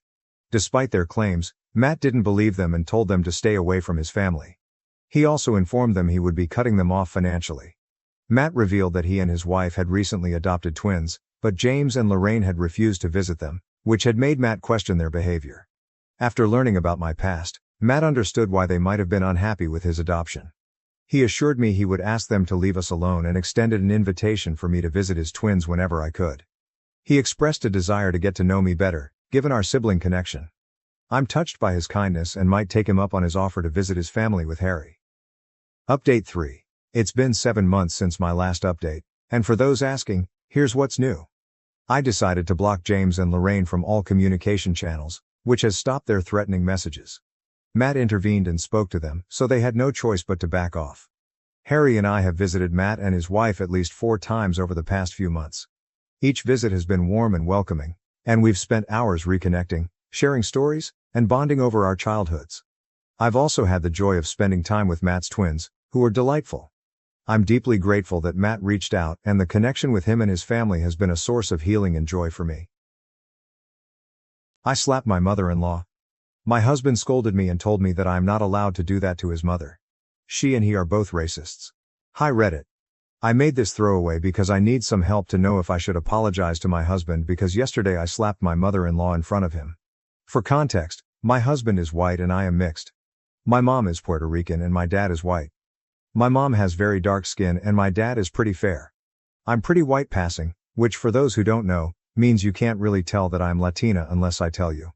A running mother-in-law joke is that melanin skips a generation because my maternal grandpa is also very fair but my maternal great-grandma is very brown.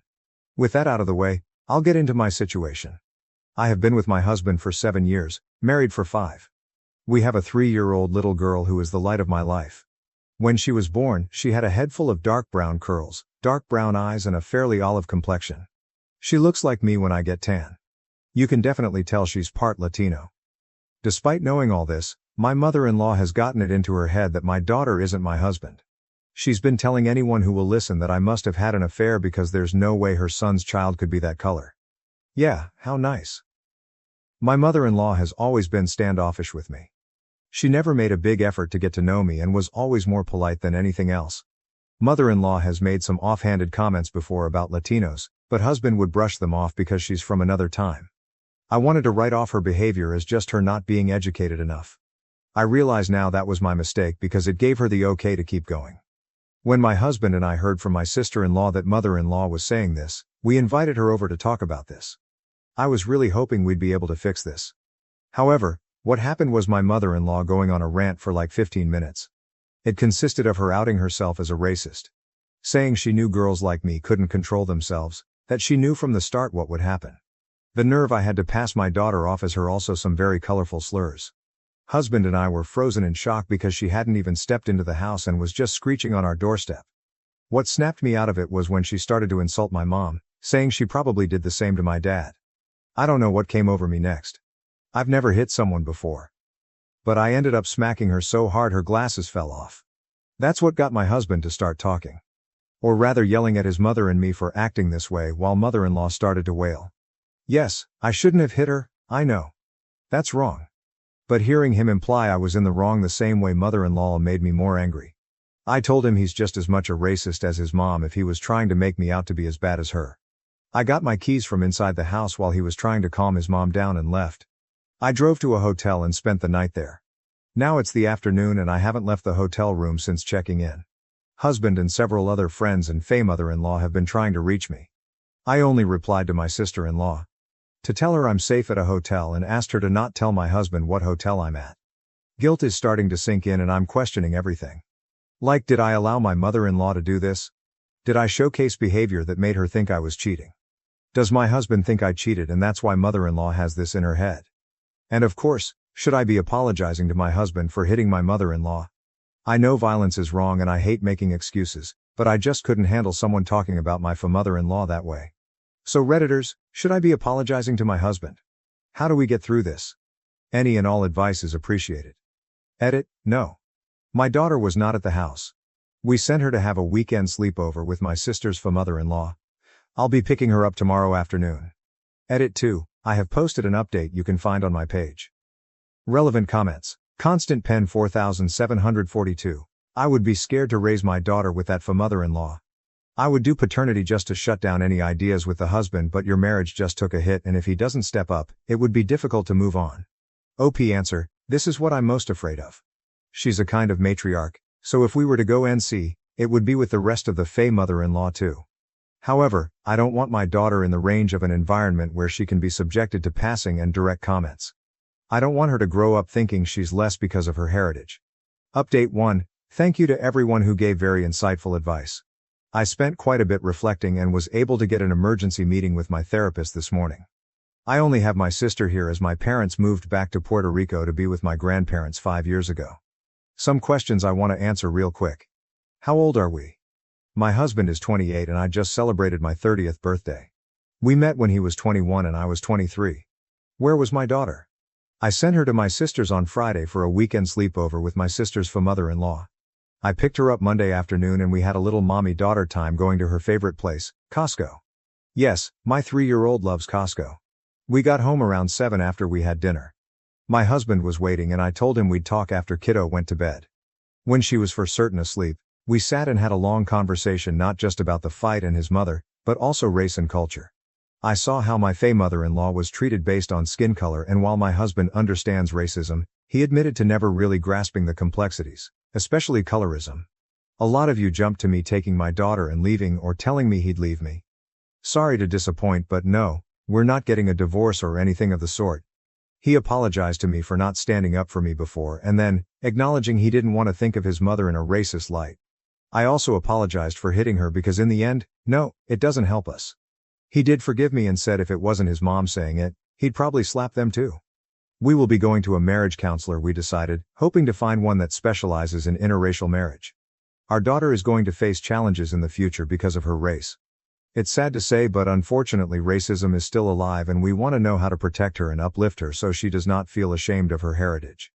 We've made the decision to go no contact with her and any people who try to bridge communication between us and her.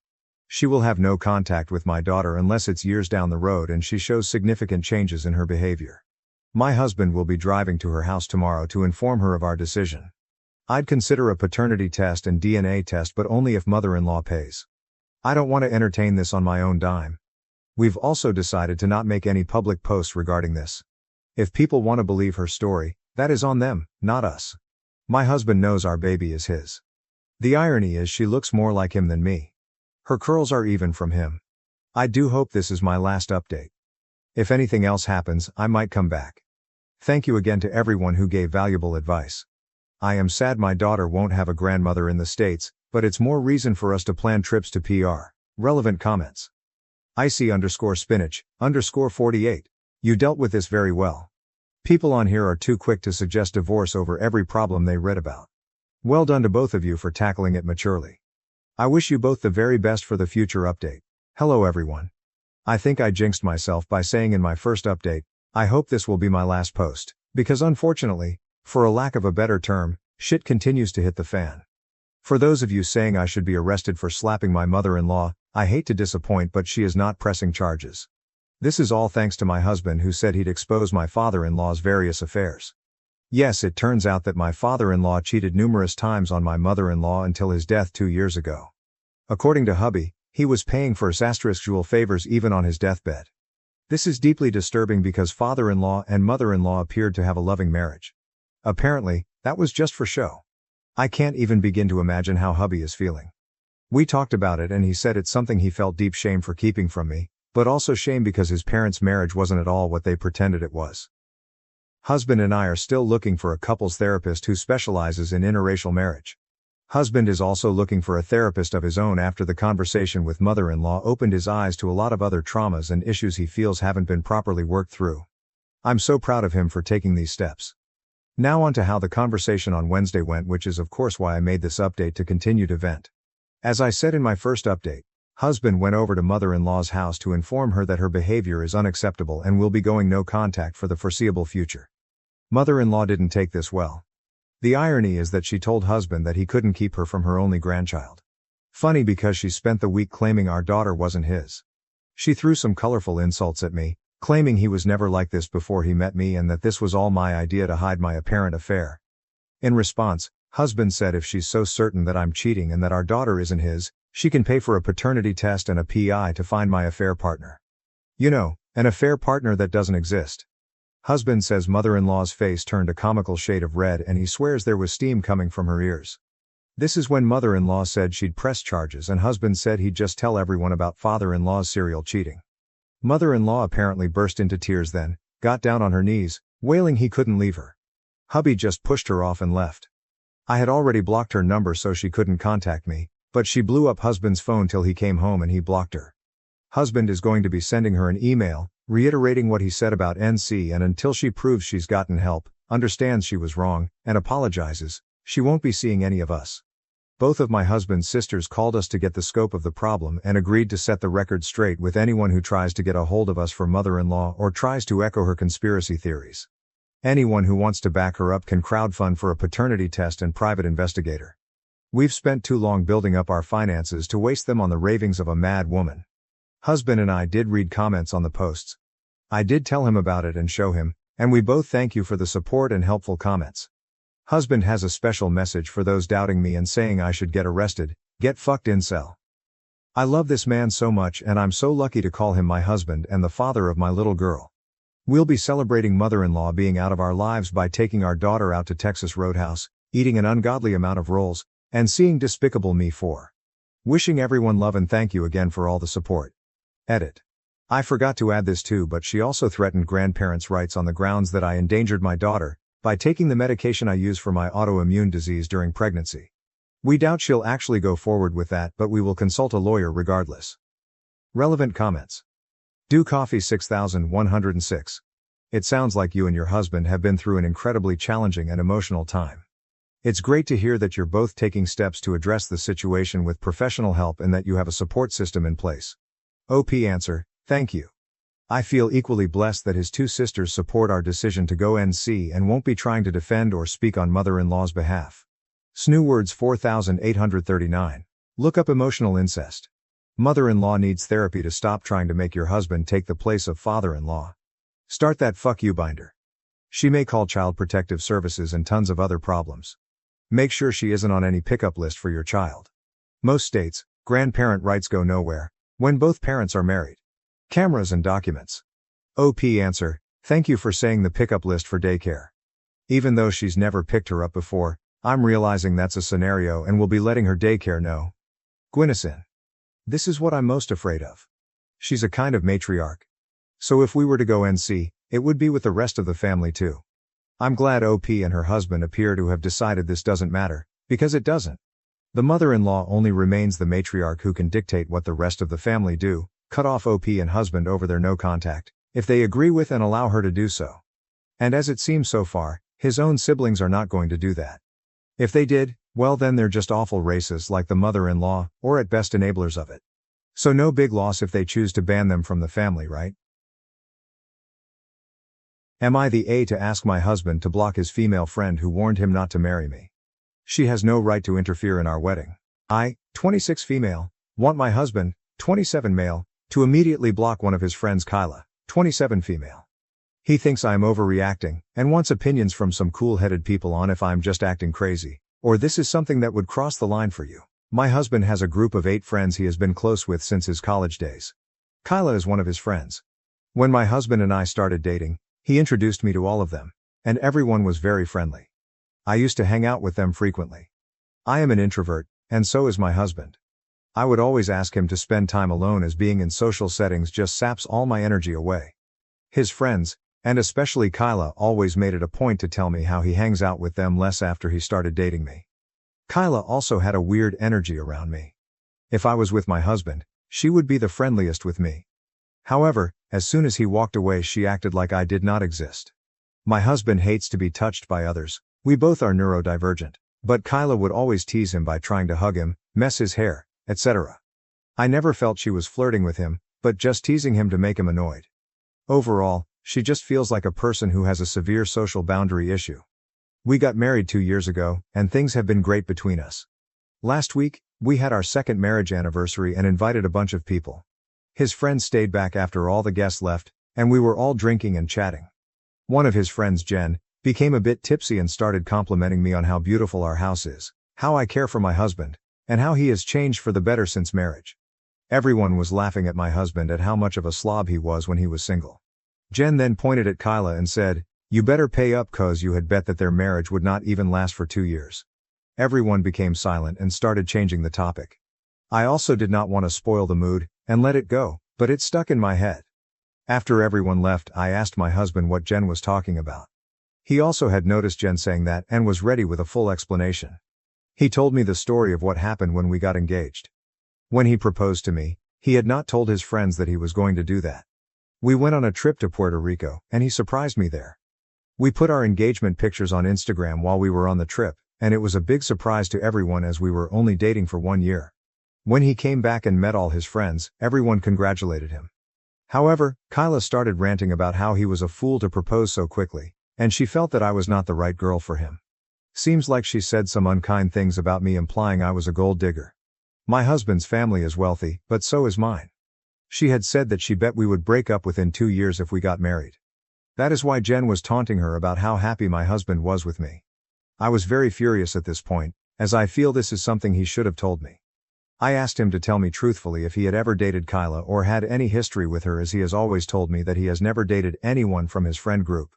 He said that he has of course not dated or hooked up with Kyla. However, Kyla had asked him out a few times when they were in college, and he always politely declined. I asked why he said no to her, and he said he just does not have any romantic feelings for her. I can see that because my husband does have a type based on me or the other people he has dated in the past, and Kyla is the opposite of that. I am just mad at her for saying bad things about me, especially after knowing that we were already engaged and betting against my marriage. I told my husband that he needs to minimize contact with Kyla and she is not invited to parties at our house anymore. He feels I am being too harsh for something she said almost 3 years ago. He also pointed out that she has been very supportive to both of us, and also helped a lot during our wedding arrangements. He feels she is just blunt and forthright when she speaks, but does not mean those things. He told me to take some time and calm down, and we would revisit this topic in a week. He is worried this will completely change the dynamics within his friend group. Am I the A for wanting him to block her and stop inviting her to our house? Do you think I'm overreacting? I think betting against our marriage and bad-mouthing me behind my back seems like a huge betrayal. I am also mad at my husband that he kept this fact from me, and also never told me that Kyla asked him out during college days. Am I just being crazy and reactive? How would you react in this situation? I don't want to distance my husband from his friends, but I also do not want to see that bitch Kyla's face again. Relevant comments. Commenter. Info. How has Kyla acted since the wedding? Has her behavior changed? You describe a bad behavior in the past tense, so one might believe she's not doing those things anymore. Does she still exhibit boundary issues with your husband? OP. Yes, her behavior with my husband has not changed at all after marriage. However, she is the same with all other friends too. With me, she is fake nice, where she acts like we are best friends in front of my husband, and barely talks to me when he is not around. Commenter. What did he think when you told him that she's totally different when he leaves? OP. He just says she does not know you that well, just ignore her. She has never said anything negative to my face. However, as a girl, you just know when someone does not like you. It's hard to explain to him that it's your feeling and not based on anything she has specifically said or done. Commenter. On blocking her. Especially with the physical contact too. She's so clearly into the husband, and the fact that he's not shutting it down means he likes the extra attention from her. It's one thing to get a friendly hug or maybe an occasional touch on the shoulder from a platonic friend, but shit like playing with his hair. That is 100% flirty behavior. And the fact that he's not shutting it down himself is gross OP. I have to reply here. So my husband is physically allergic to people touching him. He has a startled response, either he jerks them away or tenses up, when someone hugs him and his face turns red. The weird thing is he can hug his parents or sister and does not get the reaction. He never had that issue with me, even when we first started dating. However, even if my sister or parents hug him, he gets that response. So the fact that he shuts down any touch from Kyla is an understatement. Mini update in comments. Just remembered about my post and logged into the account after many months. Things were really horrible for the last few months and that bitch Kyla almost ruined my life. I don't even know how to describe it. I might write about it next week as I saw a lot of messages asking for an update. I just want other women to be careful of such snakes. Update post. I had posted almost 6 months ago regarding my husband's friend Kyla betting that our marriage would not last for more than 2 years. I was upset and had asked my husband to stop talking to her, because she disrespected our marriage. Since then, Kyla has pulled some really pathetic shit to stir up issues between my husband and I. After I wrote the post, my husband was trying to convince me that Kyla was just joking when she made those comments, and it happened so long ago. Kyla messaged me the next day apologizing for her comments and also not making more efforts to connect with me. I accepted her apology and started warming up to her. She started inviting me for brunches and girls' night out with them and I felt included in their friend group. One day during brunch, I brought up why Kyla really thought our marriage would not work out. Kyla told me that my husband broke up with his long-term ex-girlfriend Joanna 2 months before he started dating me. I knew that part, but Kyla told me that my husband was really heartbroken after the breakup and swore to her that he would stay away from dating anyone. When he met me, my mom set us up on a blind date. She was surprised how quickly we hit it off. Kyla thought that I was his rebound relationship, but when he proposed to me within a year, she was worried that he was making a very rash decision. My husband's family is rich, and she thought it was unwise for him to marry so quickly without knowing me well. She did not know enough about me and that my family is also very well off. That is why she was concerned that I was taking advantage of his vulnerable state. She apologized to me and said that it was wrong for her to assume that, and over the years, she has seen how happy we are together. I appreciated her honesty and Kyla and I became good friends since then and started hanging out more frequently. Around 2 months ago, My husband went to a conference in Seattle for 3 nights. After he came back, I got a "Hey girly" message on Instagram from Joanna, his ex. She told me that my husband contacted her a few months ago and they met in Seattle during the conference, and she could give me more proof if I wanted. I went through my husband's Instagram, but he seems to have blocked her. I made a mistake of mentioning it to Kyla, as she was the only person honest to me about Joanna, and she went into detective mode to help me. She was still friends with Joanna on Instagram, as they all went to college together, and opened her profile. The message sent to me was from a different profile, with no followers. We checked her photos, and we saw that she attended the same conference as my husband did in Seattle.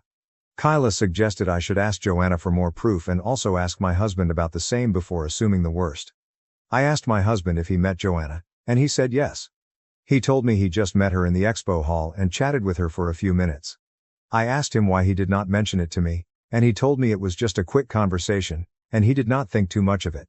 He asked me how I knew it, and I told him that Kyla mentioned that she saw her pictures at the conference, and I thought he might have seen her. I messaged Joanna again to share more proof.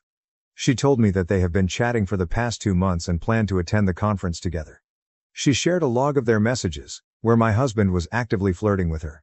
The screenshots did look legit, but I did not see any of those messages in my husband's Instagram profile. I talked to Kyla about it, as I did not know what to believe. I messaged Joanna to tell us what happened between them, and she told me that he invited her to the room at nights and they hooked up, but she does not have any photos as he insisted. They do not take any pictures together. I immediately realized it was fake and messaged Joanna to fuck off. She kept on insisting they were telling the truth, and she spent the nights with my husband in his room on all 3 nights. I told her that my husband and I were playing video games, Sea of Thieves, for almost 2-3 hours each night after his dinner, as that is what we do to catch up when he is away. Unless Joanna was sitting behind him watching us play until he fell asleep, she was full of shit. I also told my husband about the whole incident and he told me I should have come to him sooner. He told me that he has gone no contact with Joanna ever since they broke up and he just ran into her at the conference. He told me I could check his phone and everything to verify that he has blocked her everywhere. I told him I do not need to, and Joanna might have run into him and just decided to fuck his life by making up stuff. When all the friends met that weekend, my husband and I told everyone about how Joanna sent messages to me and faked everything. Kyla was also telling what happened as she had told her about it. Kyla accidentally let it slip out that it's luckily, we are nerds and played video games at nights before sleeping, else, props go to Joanna for making up a convincing story. I never told Kyla about the video game stuff. I just told her Joanna is full of shit and I blocked her. It took me until I came home to connect the dots. I told my husband about it and he confronted Kyla. She denied it and told him that I told her about the video game stuff on a phone call, but I don't remember doing it. We have since decided to keep our distance from Kyla. Kyla has called me multiple times to meet up, but I just make up reasons that I'm busy. I do not know why she did it, but at this point, I am not interested in it, and we have decided to just see her on social occasions and avoid hanging out with her as much as possible.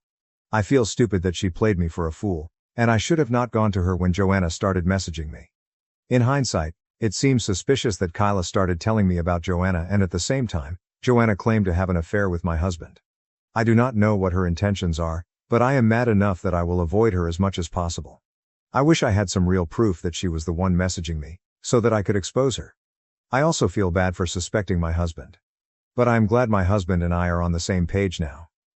Relevant comments.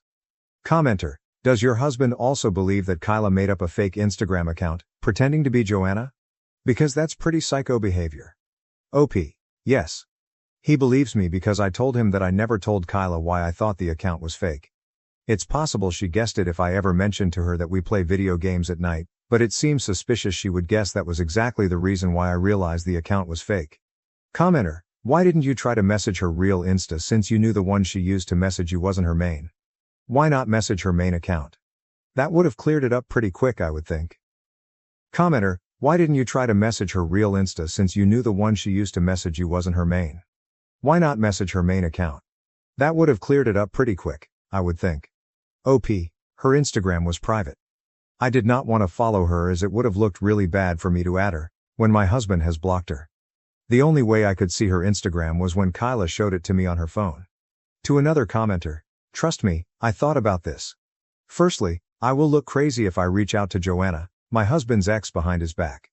Secondly, even if it was her messaging me, she would just lie and tell me it was not her. I also cannot disregard the fact that I started getting messages a week after my husband ran into her and told her that he was happily married to me. I have to accept that Kyla, if it was her, will get away with the BS. We do not have any proof it was her, and all we could do is distance ourselves from her. Commenter, why did you lie to your husband about the fact that this woman had messaged you in the first place? You are the problem here. OP, agree, I should have told him right away. I tried to be sneaky to know if he really met her at the conference. I was half expecting him to deny it if he was trying to hide something happened. I think I let my insecurity get the worst of me. Lessons learned. Commenter, did he bring a gaming PC or Xbox with him to a work conference? OP, we both use Steam Decks to play games together when he is away. Am I the A for keeping the truth from my wife? Our baby's death was my fault, and I couldn't bear to tell her the devastating reality. I, male 25, and my wife, female 24, had our daughter Angela last year in November. We met at university. We dated for 2 years and got married after graduating. It's our first marriage and we are very in love. My wife, who we will call Kim, got pregnant during our honeymoon and we were both very excited. My parents are out of the picture and Kim only grew up with her dad. We both knew that we wanted to have children and give them the best life we could. Kim's pregnancy was normal.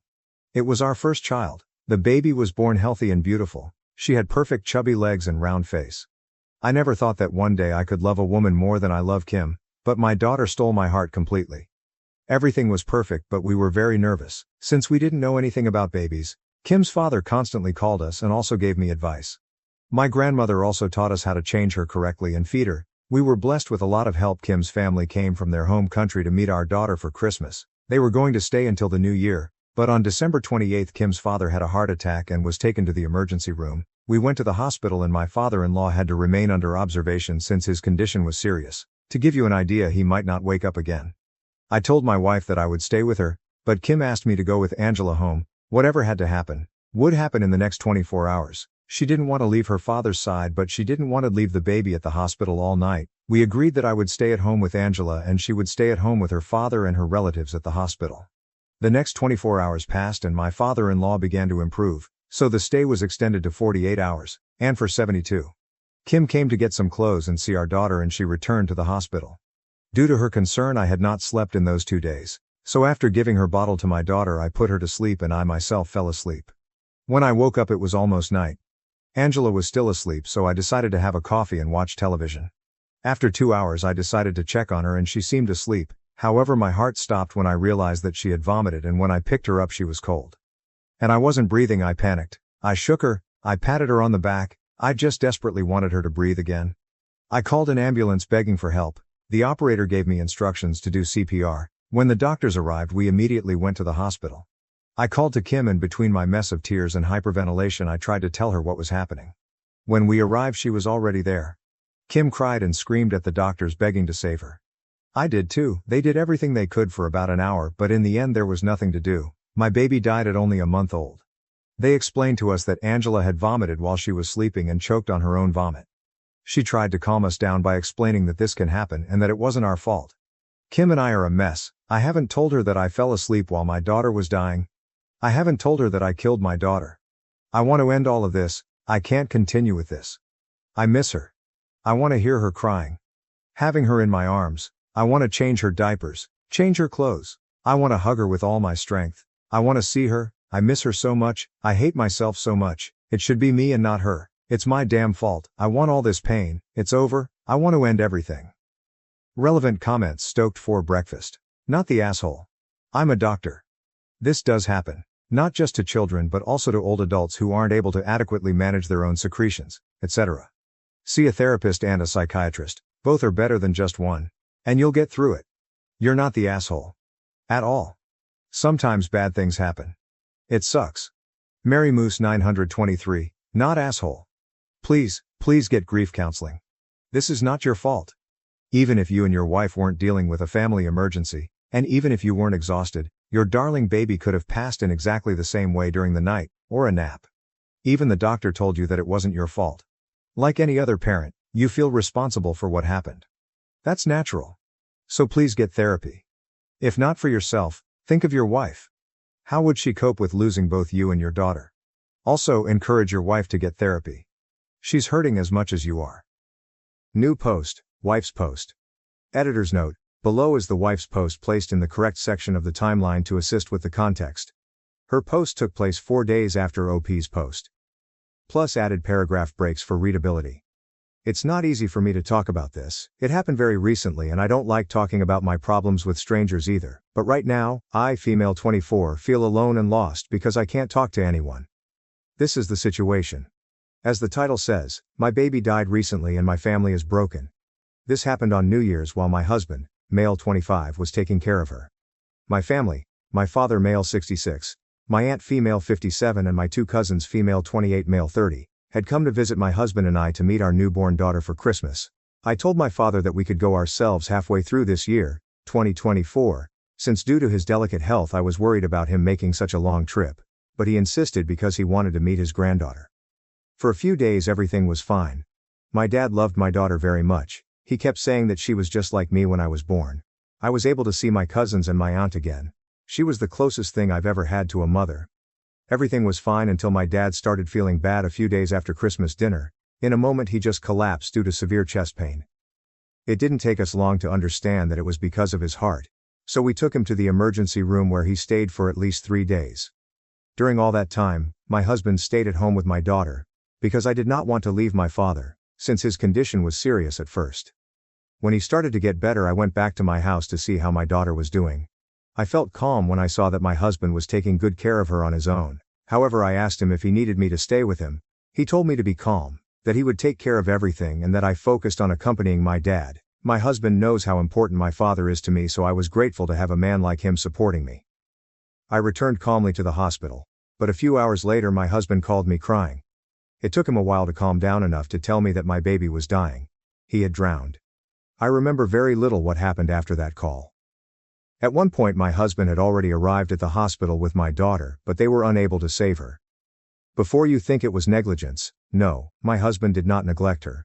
The doctor explained to us that the baby died of sudden infant death syndrome. She choked on her own vomit while she was sleeping. My husband could not have prevented it unless he had been watching her non-stop. 24 hours a day, so no, it wasn't his fault. My daughter's body was cremated as my culture dictates, and her ashes are now in my house, in her room. The most difficult thing was to tell my father. He woke up from his comatose state on January 1st, but I couldn't go see him until the next day.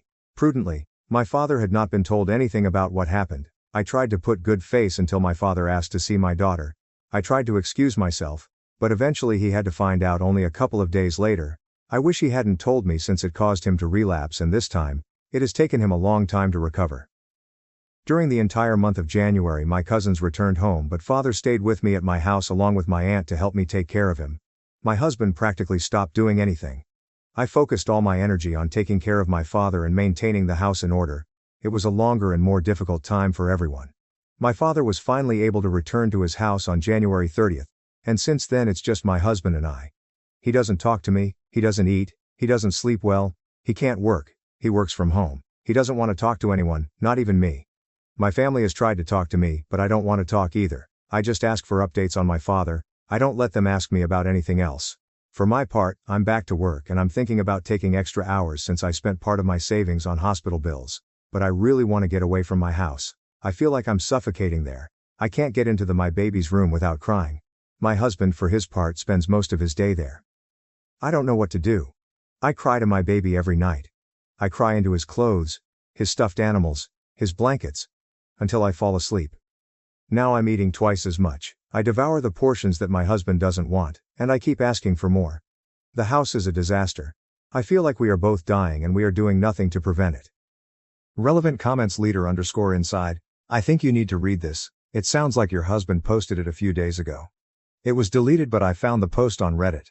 I'm so unbelievably sorry for your loss. I'm 34 weeks pregnant with a baby girl right now. I read the other post shortly after it was posted and haven't stopped thinking about your family. Please consider getting professional help for yourself and your husband if you can get him to agree. If you ever want to scream into a void who will just listen, please feel free to DM me. I'm praying for peace and healing for your family. And again, I'm so sorry for your loss. Edit to add, not the wife. My God, it's him. I have to talk with him. big_fly_1561. I'm so sorry. I can even be able to imagine the pain and heartbreak. Just take it 1 hour at a time, 1 day at a time. Anytime you can do something for yourself, do it, but the main thing is to focus on working through the grief. When you are ready to talk, I would suggest you and your husband do both individual counseling and marriage counseling. A loss like this is incredibly hard on both of you individually and as a couple. Try not to lose your husband or yourself. This wasn't anyone's fault, and I hope in time you and your husband can work through the grief and pain and find joy in life once more. My heart goes out to you. The fact that you're even here expressing this story shows how strong you are. Wife. Thank you very much. I don't want to lose my marriage. We haven't talked about divorce. Actually, we haven't talked at all. I know we need therapy. Thank you for your words. Update. Hello. Am I the A? I came here a few months ago to vent about the loss of my daughter. To be honest, I didn't see the post until a week later and I saw that my account was suspended. It's not important since it was just a discard account. So I opened another one just to let you know that I have read all your comments. Kim and I we are fine, however we are in the process of being fine. Kim is also an active Reddit user and saw my post. We talked a lot, we cried, and I have to say I'm glad she saw it. Since Angela is not with us, I have spent most of the time in her room, and Kim returned to work very quickly since she no longer needed maternity leave. But our therapist gave us a lot of advice on how to deal with grief. I have been diagnosed with depression and I'm working on it with the help of Kim. She's also in therapy. We support each other in every way we can. My father-in-law is as well as can be. He recovered, but he hasn't been well since we told him about Angela. Kim calls him practically every day. She can't do much more since he lives in another country and it's already difficult enough for us. Right now we are looking to sell our house and move to a smaller place. We bought the house thinking about having a big family, but we are going to postpone that for the moment. No matter how broken I am inside, my wife is my priority right now, so I have to prioritize my marriage. I will not update again. I wanted to assure all the noble souls who supported us that we are still here and we appreciate your words and support. You're all wonderful people. God bless you. Relevant comments. Dehydrated rain. Absolutely heartbreaking, but it might be better for her. Staying home and unoccupied gives the mind a lot more time to focus on the empty room and intrusive thoughts.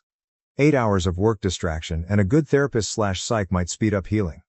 I'm not saying this to sound callous. I speak from personal experience. Family emergencies for 2 people, but not as bad as this story. Krazi 11. A part of me just broke seeing her comment, "My God, it's him." 2 parents grieve the loss of their newborn baby. Neither can handle that grief and are rapidly slipping away, and they're both so hurt that they can't even talk to each other about it due to all the guilt and heartbreak. They both reach out to strangers online hoping for a place to vent, have unbiased people judge their actions, and just some place to put this all down. Without the members of these communities pointing out how similar her post was to her husband's, they might still be both grieving alone. He would still be shattered in that room contemplating suicide and feeling like it was all his fault, and she would be working herself to death. To all those involved, their child died and that's beyond a tragedy, but you might have just saved their lives. Catmo, I remember reading the original post by my husband when it was new. I had no idea there was an update. I'm so glad there was one. The original has been living rent-free in my head ever since I read it. This was definitely a tough read. I'm so glad this worked in their favor and helped them get the help they each so desperately need. As a parent, things happen all the time that are out of our control. Even if it's something completely out of our hands, I think it's a pretty natural response to blame ourselves in some way. We're supposed to be their protectors. It's hard to remind ourselves that it is literally impossible to protect them every second of every day, but it is oh so important. You can drive yourself mad with that kind of worry. He could have been sleeping right next to her bed and still not been able to do anything to save her. These kinds of things tend to be silent and happen quickly. I'm glad that Kim understood this and didn't blame him or resent him for it. It's easy for one parent to do to the other. It's hard to not have someone to blame in a truly blameless situation. I hope one day he will be able to truthfully tell himself that this was not his fault. It's going to take time, but with them supporting each other, they will get there eventually. Losing a child is not something you ever get over. They will never really recover from this, and that's okay, but hopefully they can learn how to manage their grief in a healthy way and remember their baby fondly. To any parents out there who have lost a child, I am deeply sorry for your loss. I hope all of you have found at least a little bit of peace along the way. From one parent to another, I'm sending love and hugs to you all. I have had enough of my stepdaughter, so I moved back to my parents with my son. I'm also 8W pregnant, and I don't know what to do. Update. Hi everyone. I don't know if this is even ethical because it's about a minor. I will keep it anonymous and hope for the best. I am at the end of my tether here and I feel paralyzed and in desperate need of advice. I, female 38, met my husband, male 44, about 4 years ago. I'm 8 weeks pregnant, only husband and I know. I have a son, male 8 with my BF who passed away in a car accident before my son was born.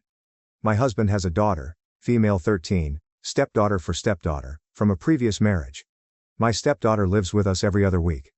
When we got married, my ex-wife tried everything to get full custody of stepdaughter and failed. But it was made very clear to me, by stepdaughter, ex-wife and husband, that I am not her mother and am not allowed to participate in raising her. Stepdaughter basically ignored me and my son for weeks. It wasn't perfect, but it wasn't hurting anyone directly. My son learned very early not to cross stepdaughter and kept to himself when she was around. I suspected the ex-wife behind stepdaughter's coldness towards me and thought this must be hard for stepdaughter with all these changes. I tried to befriend her over the years but she wasn't having it. It got worse when my ex-wife remarried and got pregnant with twins 2 years ago. She started ignoring stepdaughter, trying to get my husband to have her more, we happily obliged, and basically stopped being a mother to her. It didn't help either that the new husband didn't like stepdaughter and wasn't shy about not wanting to raise another man's daughter. I asked my husband if we could take stepdaughter full time and try to raise her because I saw that her mental health was deteriorating and that she needed stability. The ex-wife blatantly refused this suggestion, so we continued with it every other week. The twins were born about a year ago and all went downhill from there. It seemed like the worse stepdaughter had it at her mom's, the more she hated me and my son. She would throw fits a couple of times every time she's with us. Break our stuff. Call me a bitch if I tried to tell her off. It's her house because her father bought it and we're just guests. She would yell at my son and she even hit him a couple of times, telling him to keep to his room if he didn't like her treatment of him. When I told her not to put her hand on my son, she told me, "What are you going to do about it?" My son grew fearful of her and would ask me to take him to Grandpa, late BF's father, when she's living with us. I talked to my husband about it. I told him stepdaughter needed professional help because she's not feeling well and she's making us miserable when she's around. So she started to go to therapy. 6 months now. Other than that, my husband didn't know what to do either. If he tried to talk to her about being nice to us, she played innocent and told him she was playing around and hugged and kissed my son in front of him, and if he tried to be stern, she threw a tantrum and accused him of loving my son more than her. 3 months ago, my son's grandpa passed away. This hit my son and me very hard. My son was inconsolable for many weeks and couldn't really understand what it meant that he couldn't see Grandpa again. Grandpa was a carpenter, so was my late BF. So from a very young age my son loved hanging with him in the garage, working. Many times when he's there he comes home with something they made together. Butter knives, boxes, chessboards. And for my 38th birthday last summer I got a stool that my son designed himself and built with his grandpa and then painted. This was the last project they had together since Grandpa passed away a few weeks later, so the stool was priceless to us. We had it in the kitchen. The stepdaughter made a lot of negative remarks about the stool, how ugly and poorly made it was. She laughed at my son's poor taste and he was very distraught. This was the first time, however, that my husband got very angry at her and asked her to go to her room. She was so scared of his reaction that she went without any protest. This Christmas, my stepdaughter was supposed to be with her mother. On Christmas Eve her mother dropped her off at our house very early in the morning. Her new husband had decided he didn't want her to go with them to his parents' house where they usually spend Christmas. The stepdaughter was on the verge of tears standing there listening to her mother making excuses to my husband and me. My husband hugged stepdaughter the whole time and I tried to fight away my tears. After her mom left, she went upstairs to her room to sleep. I also went to sleep since we don't usually wake up this early on holidays. When she saw me, she smirked and said she didn't want ugly furniture in her house. I pulled her away and told her to go to her room and tried to get the pieces of wood out of the fireplace. That was when she threw a scalding hot liquid in my face. It was hot cocoa. I yelled in pain and my son started panicking, so I ran to him to tell him that I was fine. The stepdaughter stood there laughing. I took my son upstairs and went back to her. I grabbed her hard in her arm and started pulling, pushing and dragging her up to her room and locked the door. Husband came home with my parents moments later. My mom took me to the emergency room and my son insisted on coming with me. I had second-degree burns on my cheek and neck. When I went home, my husband was so mad at me for assaulting stepdaughter by using force to get her to her room. He told me I should have had compassion knowing how hurt she was by her mother's abandonment. I told him that I have had enough with this. I am living a nightmare 1 or 2 of my life. Having to go on eggshells in my own home whenever she's around. My son is a prisoner in his own room when she's living with us, too terrified to cross a boundary of hers. I told him that I didn't know how to handle this, and that it was a mistake from the beginning that I wasn't allowed to be a parental figure in her life with authority. He disagreed and told me that she has a kind heart and needed patience. But the thing is, I don't think she does. She targeted my son's handiwork, fully aware of its sentimental value. And my face because she always hated the fact that my husband thinks I am beautiful and is open with complimenting my eyes and smile. I didn't stay there for Christmas. I took my son and parents and went to my parents' home where I live now. My husband is in panic mode. He's been texting and calling me all the time trying to get me to move back and work things out. Stepdaughter even texted apologizing, he probably made her. But I don't know what to do. I love him so much, but I'm ashamed to say that I hate that girl. My son starts hyperventilating of the thought of living with her again. And what about my unborn baby? I feel sick of the thought of having 1-2 custody, and being at the mercy of his half-sister when it's my husband's week. This thought makes me want to have an abortion. Please tell me if there's another solution to this hell I'm living. Update. Hi everyone, I hope you enjoyed the holidays. I'm overwhelmed with the support I received from you. It helped a lot.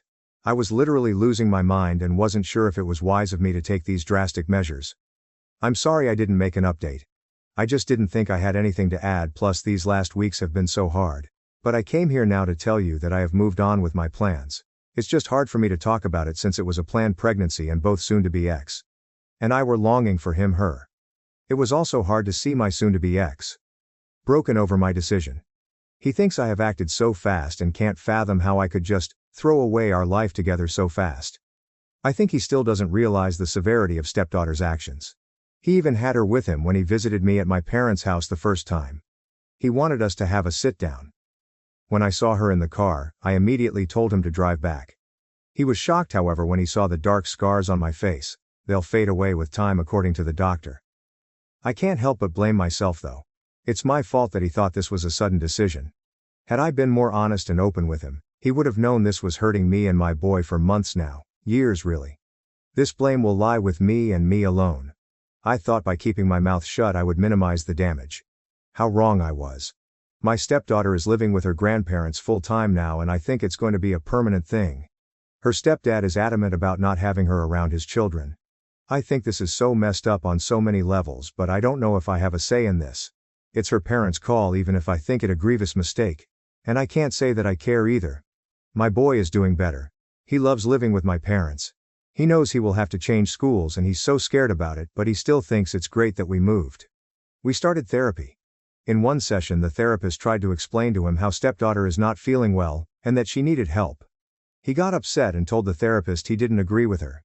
He told her stepdaughter isn't the only one hurting.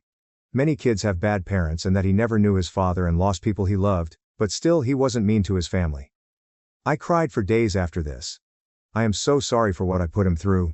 I just want to spend the rest of my life making it up to him. My beautiful baby. With Omicron we're back to working from home, so it really doesn't matter that I live 5h from work. I work in a bank and I have talked to my boss. She will help me apply to a nearer office. I think I have covered everything. If anything major happens I will make a new update. Thank you again for the support. You helped more than you can imagine. Ciao. Edit. We have rebuilt the stool. We couldn't make it perfect and we had to patch it in many places and repaint it. But we love it. Some explanation from OP. I'm sorry I haven't been able to answer all your questions. I wrote my update very late and went to sleep. When I woke up it was locked. I will try to answer some here. Soon to be ex and his ex got divorced because the ex cheated on him.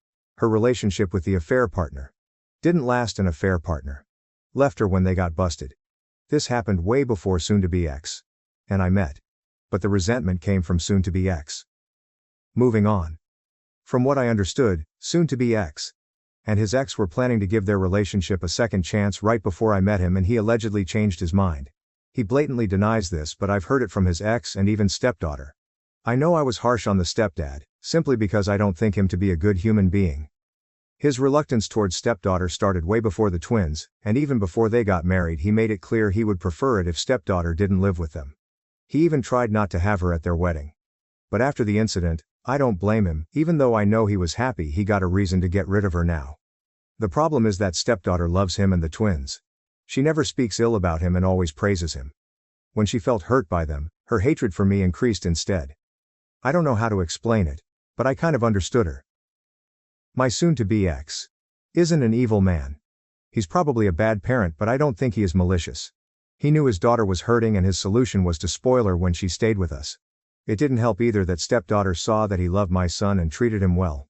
She always accused him of favoritism, and that drove him to spoil her even more to prove that she's his first priority.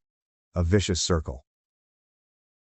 On the morning of Christmas Eve, when my stepdaughter was dumped at our doorstep, soon-to-be ex cried after she went to bed and felt hopeless. I think that's why he couldn't understand the severity of what she did. She had bruises from where I dragged her to her room. Getting mad would probably have been my first reaction if I didn't know the full story and my child was bruised by an adult. I'm not trying to defend him. I'm trying to understand why he reacted like he did. About my stepdaughter moving with her grandparents. I think soon-to-be ex, even though he doesn't want to admit it, is repulsed by her run. It's so sickening, but I don't think he can help it. He feels terrible about the termination, and he's on sick leave now. This is so hard for me to write, but I think this is the brutal truth. I have promised myself not to get involved or utter an opinion about this matter to him or anybody else. She's not my responsibility, and maybe it's for the best because her grandparents are decent people. Even though I don't know, more feelings of abandonment is what stepdaughter needs. I don't think she's a psychopath. She has feelings, and a lot of them, especially rage. I don't think she's faking her rage. It feels very genuine. Many accused me of being a bad mom who only reacted when I personally was assaulted. I will have to live with this guilt and make it up to my boy for the rest of my life. These few weeks have been so dark. I keep thinking that she would have hurt my son with the hot drink instead of me, and I wouldn't have had the time to prevent it because it went so fast. I can't stop beating myself up about it, and I probably deserve it. My only defense is that her violence escalated very quickly and after the twins were born. Before that, I deemed the situation to be manageable. I was wrong, and I'm so sorry I let it go for so long. I don't feel well. The termination was so hard on me because I loved and wanted the baby. This has nothing to do with my political views or beliefs. I don't live in the US or any other religious country. Where I live, abortion is a basic human right and not a political view. It was hard for me because I have longed for a baby. Please stop abusing me in the chat, calling me a murderer and whatnot, or at least do it here and not hide in the private chat. I'm going to live with my parents for a while now, even after we settle the economy and separate our finances. I feel like it's good for us ATM. My son is so happy with them, even if he misses soon-to-be ex. He knows if he chose soon-to-be ex. It meant stepdaughter too, so he's trying to adjust to a life without his dad. We're getting a dog. He has always wanted one but couldn't because stepdaughter is allergic. I hope this answered all your questions, and thank you again for the support. Relevant comments. Commenter. OP mentioned soon-to-be ex. Feeling unwell right after mentioning pregnancy termination. My speculation would be just some negative feelings or depression about losing the prospect of losing an unborn child and correlating the cause to be his daughter, and particularly the burns she caused to OP, which he got to see the scars caused by it as a surprise when visiting her. I am assuming OP's injuries were bandaged up when she came home from the ER, and was confronted by OP and had no idea about the severity. Seems like things went from blissful ignorance to shocking realization of the current state of things around him. Some sort of a breakdown. From his life going from being married with child, stepchild, plus unborn child on the way. No more marriage. Stepchild is gone along with the wife. Discovery that bio-daughter was violent towards wife and stepson, which resulted in wife getting second-degree burns and scars on neck, dart face, and that ended up being the direct cause of termination of unborn child. Pretty much went from thinking he's got a near-perfect life to where did everyone go in the span of a single day. Commenter. I'd like to hear more about why stepdaughter is with her grandparents rather than father. All we have is conjecture. Understandable that we won't get an answer if OP has completely broken it off with him. Which it sounds like she has, and is certainly for the best. Am I the asshole for not allowing my mother to bring her boyfriend I don't know or want to know to my wedding? I, 33, am not close with my mother, 55F, at all.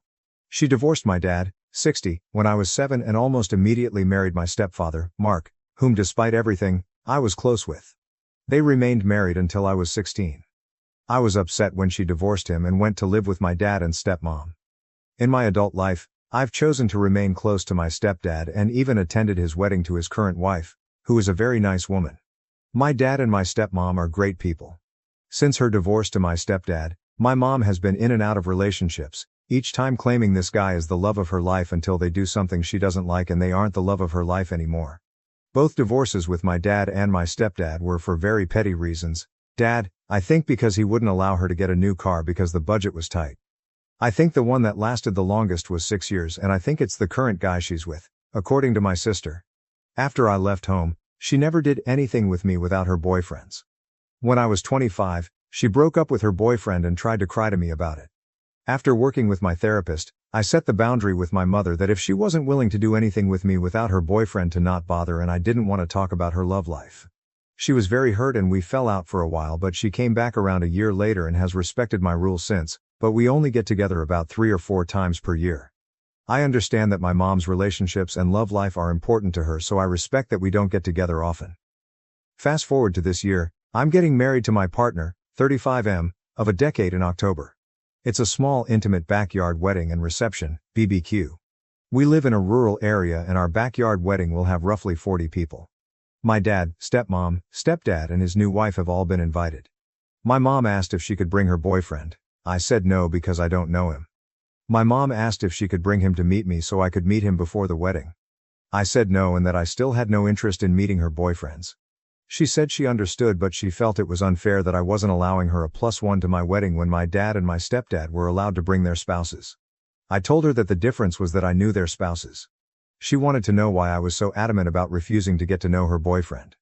I explained to her that I saw no need since she'd just break up with them and move on to someone else eventually, as she has always done before. She started to cry and told me I was being unreasonable and treating her as if she's a witch ****. Both my fiancé and my sister feel like I should suck it up for one day and let her bring her boyfriend so she can be comfortable there. I'm seriously considering it, but I wanted to know if I'm TA here for sticking to my boundary at my wedding and what your thoughts are. Update. After reading everything here, I've decided to email my mother and invite him. I was already leaning towards telling her that he can come when I post it. I decided to set some ground rules for my mother. He is there as a +1 to my mother only. I made it clear to her that he is not my family and he is not my stepfather, so I will appreciate her not telling other people at the wedding he is my stepfather. Mark is my stepfather and he will be there. He is not to be in any family photos. In fairness, my stepdad Mark won't be in any family photos either, only my mom, dad, stepmom, and my siblings. He is not to approach me at any point during the wedding and reception. This does not change my previous boundaries. I'm only allowing him to come for her own comfort and to create a sense of fairness. I respect the fact she is in a relationship, but that her love life has nothing to do with me and I wish to keep it that way. I told my mother that these are my terms for him being at my wedding and my terms are final, and that I hope she can respect the fact that I'm trying to be reasonable. I use this opportunity to remind her of the reasons I put the boundary up in the first place. These reasons included forcing me to do activities with her shorter-term boyfriends in the past, forcing me to only discuss her love life while showing no interest in my life, and putting her relationships above her own children. If she responds, I'll let everyone know. Update 2. My mom called me within 10 minutes of getting the email. She thanked me for allowing him to come and said they would abide by my terms. She said she felt really hurt that her actions during her midlife crisis are why I'm refusing to meet her current boyfriend, who she says she's been with for 7.5 years, and that she thought things would eventually calm down enough where I would be comfortable meeting him. She said she now realizes that it will never happen.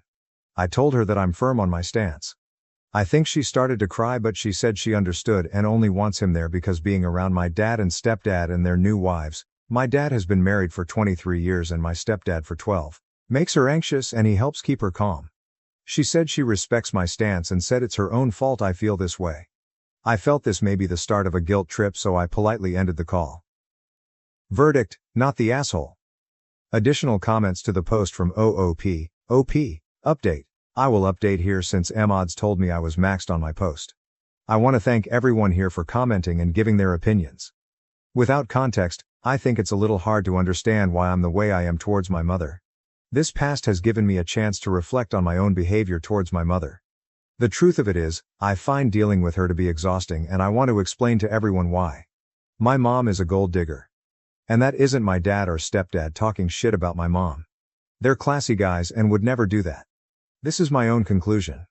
My mom said regarding both divorces, I'd still be married if dad or stepdad just gave me what I wanted. She's also tried to start fights with my stepmom because she realizes my brother and I prefer her over our actual mom. It's true, I'm closer with my stepmom. I go to her for all the mom things because she listens and cares. My stepmom doesn't make everything about her. I believe my mom suffers from main character syndrome and expects to be the center of attention at every event, and if she isn't, she gets drunk, which leads me to my next point. My mom is an alcoholic. She was in a DUI 8 years ago and crashed into another car. Thank goodness no one was hurt. She doesn't drive anymore, lives in the city an hour away, and uses public transportation. But she still drinks a lot. At her height, she drank roughly 3 bottles of wine per day. I don't really know or care if it's more or less now. One of the other boundaries I set is I won't be around her if she's been drinking, because that just stresses me out more. I'll be honest, I'm anticipating she's going to cause a drunken scene at my wedding. She slept with my brother's best friend 8 years ago when they were 21. This was a boy who my brother had known since preschool, and this ruined the friendship. 8 years on, and my brother will never forgive her for it. My mom thinks my brother needs to get over himself and that she did nothing wrong. Technically speaking, she didn't do anything illegal and everyone was a consenting adult, but it still felt so wrong that she slept with someone my brother was so close with. It's why I don't really want my partner around her. She dates younger guys. This current boyfriend is 10 years younger than her, which is a little better. I don't judge her for dating younger guys, that's okay. It's not okay to sleep with someone you watched grow up. This whole post helped me see just how exhausted I am by her. I realized I don't want to deal with her BS anymore. I also agree that I have maybe at times shown it by being TA and being unfair and unreasonable towards her. I just don't like myself when dealing with her. It puts me in a bad mood. However, the idea of having her more in my life makes me nauseous, but I want to keep the peace with the larger family, grandparents, aunt, uncle, etc. I've decided to take a page from my youngest brother's book and keep contact with just family functions. He's cordial to her at family events and keeps the peace when he's around her, but he keeps his distance and won't see her outside of a family event. So I'm going to do the same. I realize she could get sober, go to therapy, and change her entire life around, but I'm still going to see the woman who drinks all the time, sleeps with my brother's friend, and just treats people like garbage. It's not fair to anyone. Not me for having dealt with her, and not her if she ever did or was actively working hard to change her life. I do want to make sure she's taken care of, fine and healthy, but I also want to not be emotionally involved anymore. Figuring that out is above Reddit's pay grade. Relevant comments from OOP, resident_test_2107. Honestly, I think you need to distinguish the hurt you felt as a kid when she broke up with your 2 father figures from what would happen now if they broke up. You're an adult, not a kid. Her breakups are her business, and don't impact you directly. Expecting someone to come to a wedding with her 2 exes there with their new wives is a lot. Expecting her to suck it up to put you first feels like you're trying to play out some drama and feelings you have left over from feeling hurt and abandoned as a kid by her breaking up your home. Divorce happens, it sucks for the kids, but so does an unhappy marriage. Feels like time to go back to therapy. OP, in my early 20s, she used to call me whenever she had a breakup and expected my sister and me to be emotionally supportive. She wouldn't spend time with me without her BFS around. She was insisting I meet some guy, who typically is a lot younger than her, like late 20s, or early 30s, which is good on her but still weird for me. She was dating for a few weeks. They'd break up after a year and she'd immediately find someone new. Wash, rinse, repeat. This was the pattern from when I was 19, 25. I always had to spend time with both of them. All she would talk about is her relationship. She would never ask me about school, my job, or my relationship. She's only met my partner twice. There's a lot more I can add about how my mom constantly prioritized her relationships over being a parent, but they aren't pertinent to this story. She got with a really toxic guy when I was 24 who stole a bunch of money from her. We all warned her he was a scumbag, but she didn't listen. After that, I told her I wanted nothing to do with her boyfriends going forward. She got really mad, saying I was disrespectful and that any child should want to see her mother happy. But I just got tired of dealing with her relationship drama and I don't ever want to deal with it again. I'm sure the guy she's with is nice since he's been around this long, but I'm just done. I don't want to be around my mother, but I want to be around family. August 28, 2023. I've decided to estrange myself from my mother. We haven't gotten along since I was 16 and the last several years have been really bad. We only get together about 2-4 times per year and it always ends with us fighting. I'm tired of it. I'll be honest. I've considered cutting contact with her, but the one thing that's preventing me from fully severing ties is her parents, my grandparents. I love them very much and they are still hurting from my brother choosing to sever ties with her and keeping in low contact with that side of the family. My brother had valid reasons for doing this to her and he will get together with my grandparents if my mother isn't there, but it's hard because they want to see him at the holidays and during special moments. I'm getting married in Oct and this will be the first event where my mom and brother are in the same area. I've told both of them to stay away from each other, but I'm anticipating there will be drama because my mom doesn't like to hear she can't do something. I want to make it so we can see each other and be cordial at family events but not hang out otherwise. My youngest brother does something similar. I don't want to write her a letter because I fear that will cause more drama, but I expect she'll eventually call and want to do something with me, but I want to say no unless it's at a larger family function. How should I do this? My mother thinks she's entitled to alcohol at my wedding, September 23, 2023. My fiancé, 35M, and I, 33NB, are getting married in 2 weeks in our backyard. We will be having a catering spread for our reception afterwards. We decided to have a dry wedding for 2 reasons. My mom is an alcoholic who is known for making a scene when she gets drunk, and my fiancé has a brother who binge drinks and has had alcohol poisoning on more than one occasion. He doesn't drink all the time, but if he starts he can't stop until he either passes out or someone physically restrains him from getting more. I also have an uncle, mom's brother, and a stepdad who are in recovery and don't need the temptation. Neither fiancé and I are big drinkers, so we decided to just avoid any problems and just have a dry wedding. We will have a less dry reception party, honeymoon with some of our friends later on.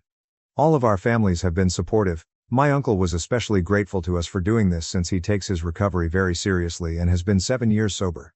I sent out wedding invitations 4 months ago and said it would be a dry wedding and asked people not to bring alcohol. Now today I get this call from my mom, who I also sent an invitation to 4 months ago. Mom, is it true you're not having alcohol at your wedding? Me, yes. Fiancé and I decided we didn't want alcohol during our special time. Mom, that's so silly. It's going to make your wedding boring. Me, well, I'm sorry you feel that way, but and I have made our decision. We want everyone to feel comfortable at our wedding. Mom, clearly you don't care about my comfort. What if I want to have a little drink to pass the time? Me, like you did at a different uncle's wedding where you got so drunk and made a horrible scene calling uncle's wife a gold digger. Mom, it wasn't my fault. They made the drinks there too strong. Me, right. I really wish you would address this need to have alcohol wherever you go. Mom, I don't need to have alcohol. I just think your wedding will be boring without it. You want to have a fun wedding, don't you? Me, it will be a fun wedding. We don't need alcohol to have fun. Mom, this is so stupid. Why should everyone else be punished just to make it comfortable for a few people? It seems like you care more about uncle and stepdad than anyone else. Me. Or maybe I just want to avoid any scenes. Mom, I just told you that wasn't my fault. Me, just like your DUI isn't your fault? Mom, how dare you bring up that difficult time in my life? I was going through a lot emotionally. What the hell is wrong with you kids? You need to mind your own business. If I want to drink, that's my business. Me, well, my wedding is my business. We do not want alcohol there. That's final. I can't stop you if you decide to pregame my wedding, but I've already made it clear to uncles and brothers that if you cause a scene that you are to be made to leave. Mom starts crying. Why do you kids hate me so much? What did I ever do to deserve to be treated like this by my children? Me, are you really ready for me to go down that list? Mom, none of you understand. None of you will ever understand. I'm the mother of the bride, I should be treated better than this. Me, I think I've treated you pretty well during this process. I've acquiesced to your boyfriend whom I don't even know coming to my wedding. I've even given in to some of your other demands. So please tell me how you've been mistreated. Mom, you didn't invite me to go dress shopping. The mother of the bride always goes dress shopping with her daughter. I barely know because you never bring him around me. How do I know that you're marrying the right person? Me, that's because Aunt made my dress. Mom, sarcastically. Well, isn't that just special? Me, sighing. As for the rest, I think you know why. We aren't really close enough for you to have any say in who my significant other is. Honestly, Mom, I'm done with this conversation. If you really feel that strongly about this, I'll understand if you don't want to attend my wedding. Mom. Oh, I bet you'd like that, wouldn't you? One way or another you will respect me as your mother. Me.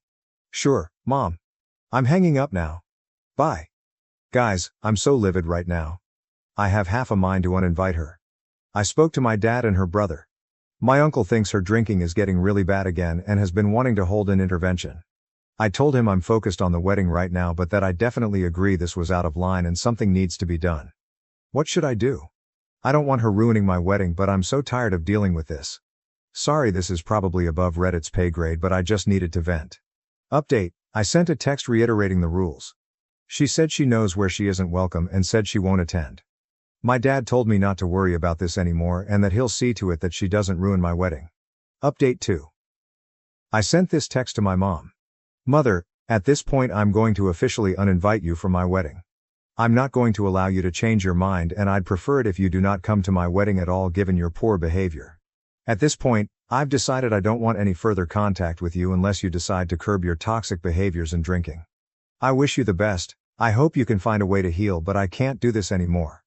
I'm sorry if this hurts you, but I can't handle you in my life anymore. If you try to force the issue, I'll be forced to take legal action up to and including contacting law enforcement. Please don't contact me again. I went to delete her from my Facebook page only to find a post that she had just written saying how being a mother is a thankless job and how she doesn't understand how she raised rude and judgmental kids. She ended it by saying she hopes her kids get over themselves someday. I'm done. This sucks, but it's been a long time coming. My head hurts. Small update, September 24th, 2023. Firstly, I want to thank everyone for their support. You have no idea how much your love and constructive comments mean to me. I'm glad I'm not alone.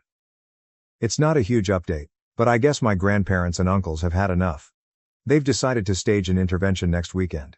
If she refuses to get help, she will no longer be welcomed at family events and she will no longer be part of the family. They told me not to worry about it.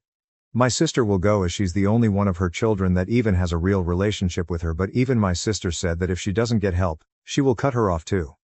I'm hoping and praying this works, but given that she spent 1 year in rehab and the second she was off probation chose to drink again doesn't give me a lot of hope. My dad told me he's hiring the local biker gang to act as security. We live in a small town and the nearest big city is about an hour away, so it would be really expensive to have a security company come out. I don't have a problem with that. This is the type of gang that helps out abused kids and animals, and they do a lot of good where I live. The worst I've heard about them is they doled out some rural justice to a guy that was beating up the sister of one of the members and ran him out of town. When my mom got her DUI, she ran into someone's house and car. When she tried to back out, no one was hurt, thank goodness. And I guess it was the house of a relation of someone in the gang, so they agreed to help, and my dad is paying them to be security just in case. They know my family. One of my dad's cousins is a member, and they know my mom. I think she dated a guy in the gang at one point, and what to look out for. It may be moot if she ends up in rehab. I'm not stressing about her anymore. I have 13 days until my wedding. I'm going to focus on the final touches and just enjoy myself. My biological mom made her choices. Now that I've stood up for myself, I feel nothing but relief. My stepmom will be there and I see her more as my real mom, so it's all fine. I've been through a lot of therapy already, so I've had to make peace with how my actual mother is. I'm officially estranged from my mother, September 24th, 2023. Same day. Well, it happened yesterday. I got into a fight with my mother and officially estranged myself from her. It sucks, and I had a gnarly headache when I was done. Her drinking and behavior just proved too much and I had to univite her from my wedding. I feel sad it came to this, but the most powerful feeling I have is relief. Update. My mother thinks she's entitled to alcohol at my wedding, September 30th, 2023. I didn't think I'd be back so soon, but it's my mom's world and we all just live in it. My mother got 911 called on her for domestic violence on Tuesday. She apparently started throwing wine bottles at her boyfriend, who locked himself in the bathroom and called the cops while she destroyed their place in one of her temper tantrums. She wasn't making any sense when the cops got there, so they restrained her and took her to a hospital. She's been stuck in the psychiatric ward ever since. My sister was listed as a contact for her and she got the call about mom on Wednesday. The doctors at the hospital spoke to my sister and they think she may be showing signs of alcohol-related dementia and some sort of psychotic disorder like bipolar disorder. They currently have her in alcohol detox, and from what my sister was told, it's pretty bad.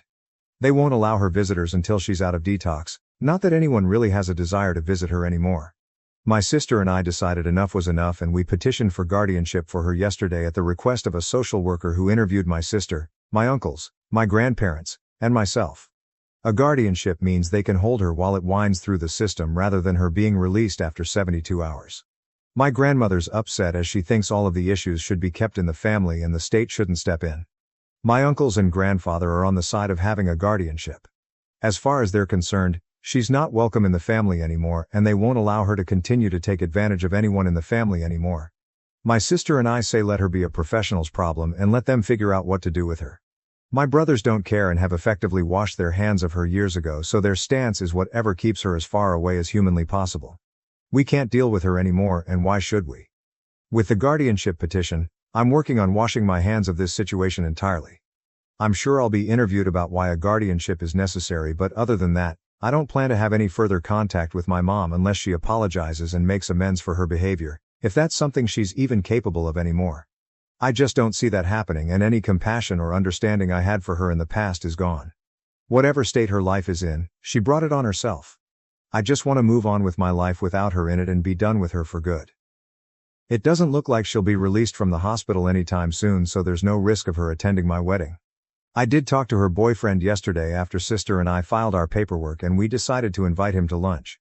He's decided to break up with her for good, and we learned just how bad things were with her. He's a real nice guy who's been caught up in a bad situation and had no clue how bad she could be. I feel really bad for him. I did decide to invite him to my wedding, as I can tell he's a lonely dude who's been to hell and back. Not sure he'll show, but the offer is there. There was a time I'd have allowed an event like this to ruin the run-up to the wedding, but I've been able to separate my mom's behavior from the wedding. It hasn't put a damper on it. Now that my mom is squared away, I can enjoy myself. I just put the final touches on the catering order and am expecting the last of my supplies. My aunt wants to put the final touches on my wedding attire. If I haven't mentioned, both my fiancé and I are huge steampunk fans, and so we're wearing steampunk attire and encouraging everyone else to dress in steampunk. Not required though. My wedding dress is actually more of a suit situation, but it looks badass. I don't think I'll update again, as I want to put all of this behind me, and I don't plan to have any contact with my mother going forward. I'm looking forward to a bright future with my husband. My mom can stay in the past, and as cold and heartless as it sounds, I'm glad she's not going to be my family's problem anymore. Post-wedding update, October 9th, 2023. I just signed into this account again with a lot of people begging for updates. I don't have a lot. I guess my entire story is now in the best of Reddit. Thanks, I guess. I never knew dealing with my alcoholic mother was worthy of a best post. I just wanted to rant and sanity check myself. Only news on my mother is that she's out of detox and currently in a catatonic state, refusing to speak, eat, or drink water. They may install a feeding tube if she doesn't let up. I think she's trying to be dramatic and get attention, so do my uncles. I could be wrong, but honestly I don't care anymore. We're not sure she has dementia, but she definitely has something going on, but doing any kind of evaluation while she acts like this is difficult. She also has liver disease, needs dialysis and possibly even a transplant, if she qualifies. The doctors made it very clear that if she doesn't quit drinking, she will die within the next 5 years, and it may even still be too late. I think I'd feel more sad, but I've had to realize that I lost my mother long ago. I did invite my mom's boyfriend, but he chose not to come. He's decided to get help for his own alcohol issues, according to my sister.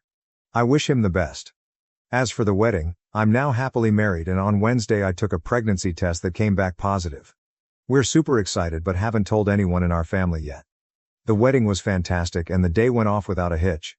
We had a blast and are heading out on our honeymoon on Wednesday to Costa Rica.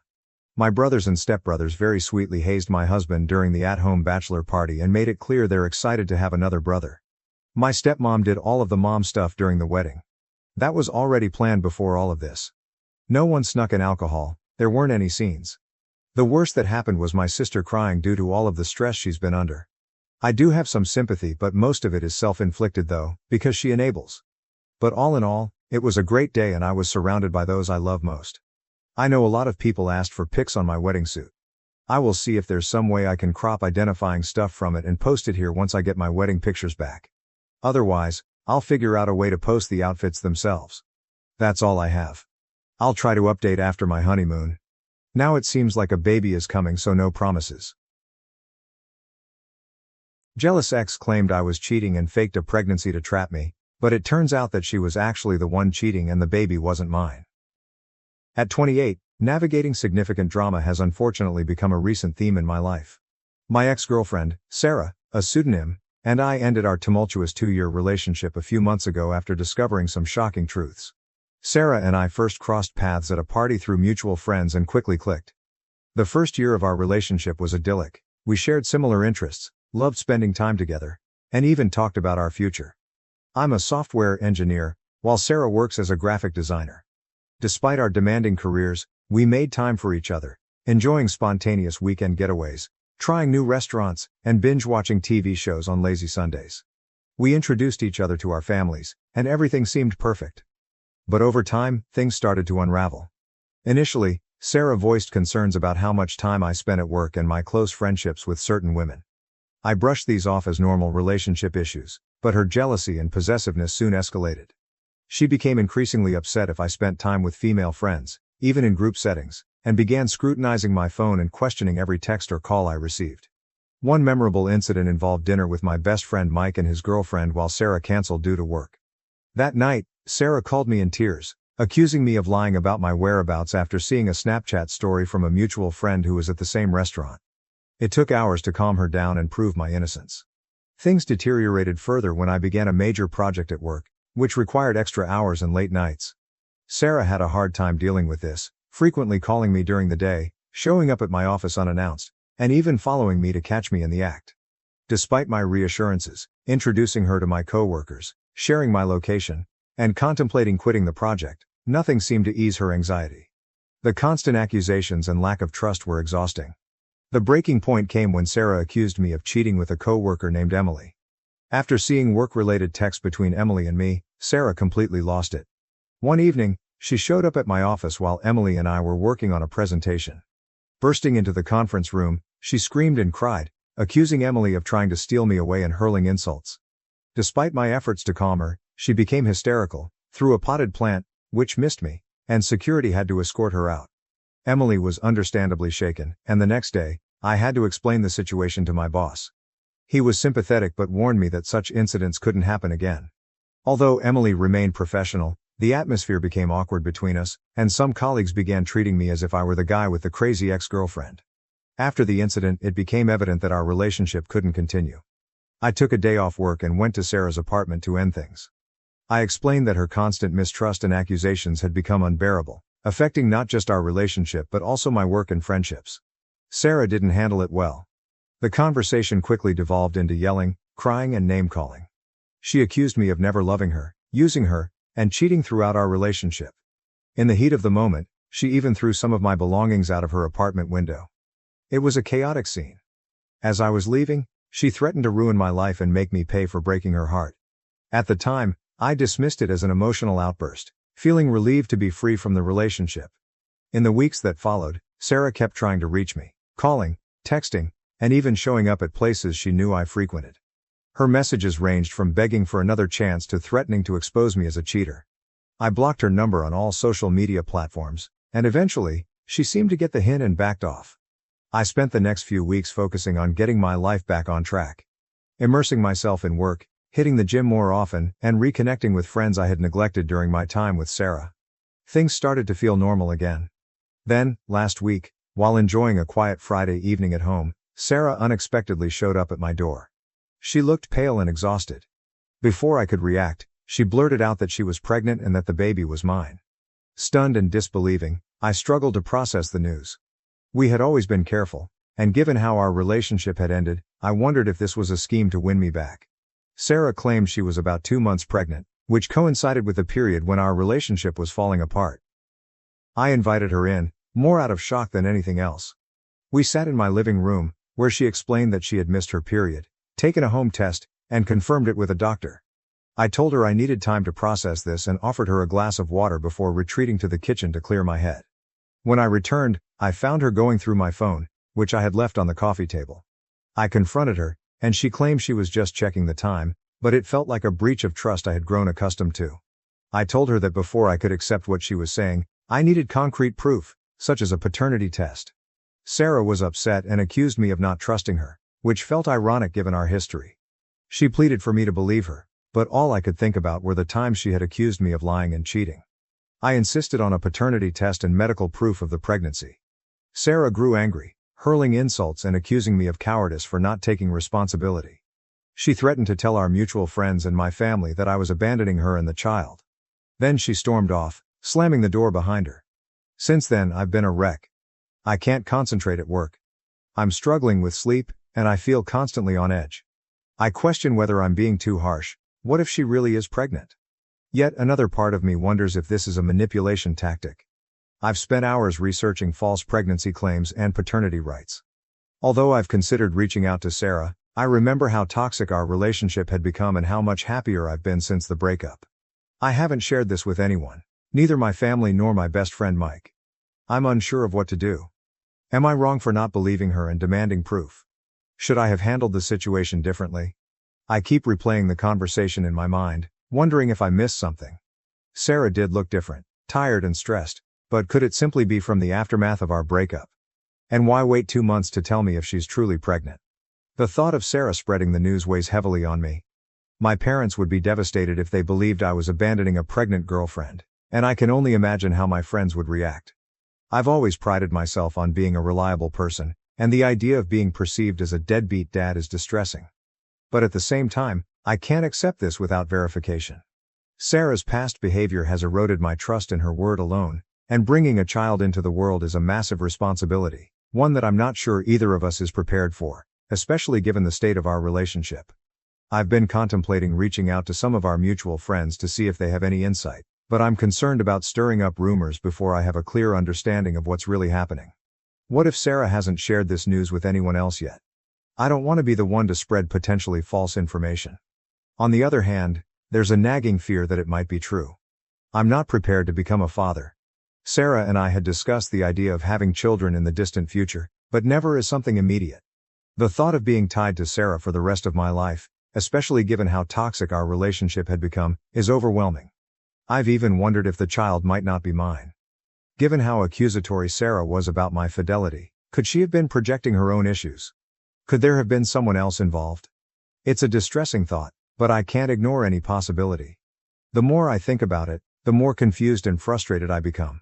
I feel trapped with no good options. If I reach out to Sarah for more information, am I opening myself up to further manipulation? If I ignore her, am I potentially abandoning my child? I know I need to act, but I'm paralyzed by indecision. Every option seems fraught with potential pitfalls. I keep hoping she'll reach out with more information or agree to my request for proof, but so far, there's been nothing but silence. Part of me wonders if I should just agree to whatever Sarah wants to keep the peace, but I know that's not the right approach. If there is a child involved, they deserve parents who are committed and certain, not someone who's just trying to avoid conflict. I've even considered seeking legal advice, but that feels like such a drastic step. What if this turns out to be a misunderstanding or a false alarm? Would involving lawyers at this stage be an overreaction? This whole situation has forced me to reevaluate our relationship. Were there signs I missed? Red flags I ignored? I thought I was being a good boyfriend by trying to reassure her and prove my faithfulness, but did I inadvertently enable her behavior? Should I have ended things sooner? It's been a week since Sarah showed up at my door, and I feel no closer to a resolution. Each passing day feels like a ticking clock. If she is pregnant, decisions will need to be made soon, but how can I decide anything when I'm unsure of the basic facts? I keep questioning whether I'm wrong for insisting on proof. Should I have been more sympathetic or more trusting, or am I justified in my caution given our history? I honestly don't know anymore. So here I am, turning to the internet for advice. I realize this is a complex situation, and maybe I haven't provided all the details needed for a full judgment, but I'm at my wit's end. I need an outside perspective. Am I wrong for not believing my ex-girlfriend and insisting on proof of her pregnancy, or am I justified in my caution given our past? What would you do in my situation? Update 1. Hey everyone, it's been about 3 weeks since my original post, and a lot has happened. I wanted to provide an update on the situation with Sarah and her pregnancy claim.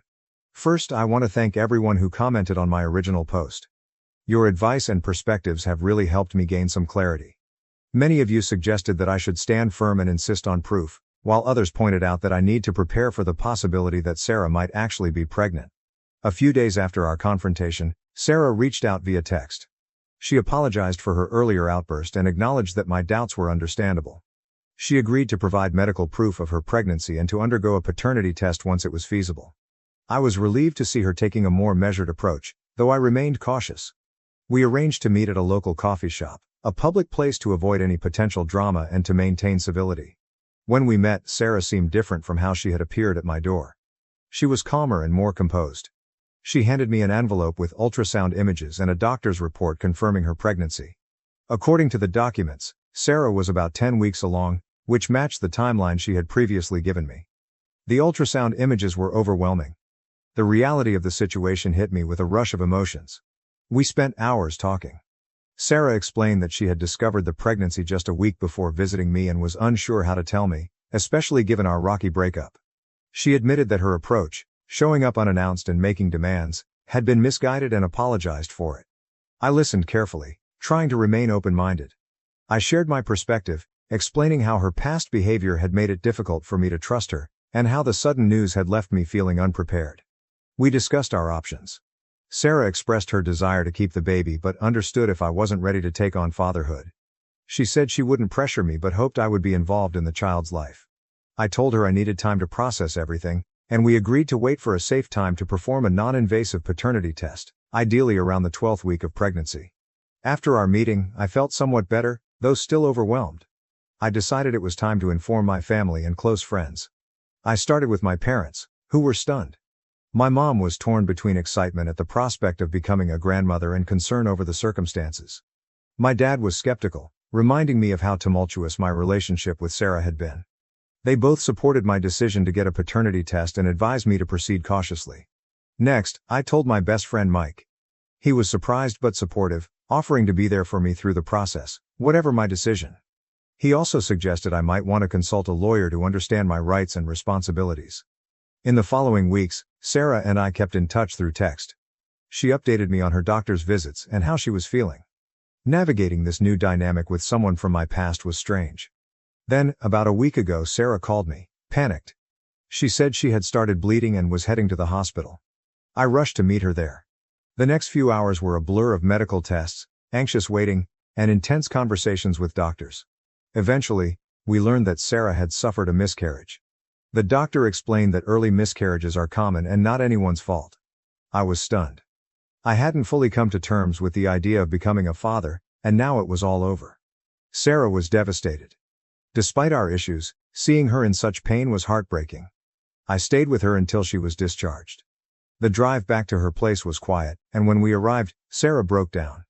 She apologized again for her handling of the situation, saying she had been scared and unsure how to proceed. She acknowledged that her past behavior, her jealousy and accusations, had been wrong and that losing the baby made her realize how much she had messed up between us. I listened, feeling a complex mix of emotions. I was saddened by the loss of a potential child, despite my uncertainty about fatherhood.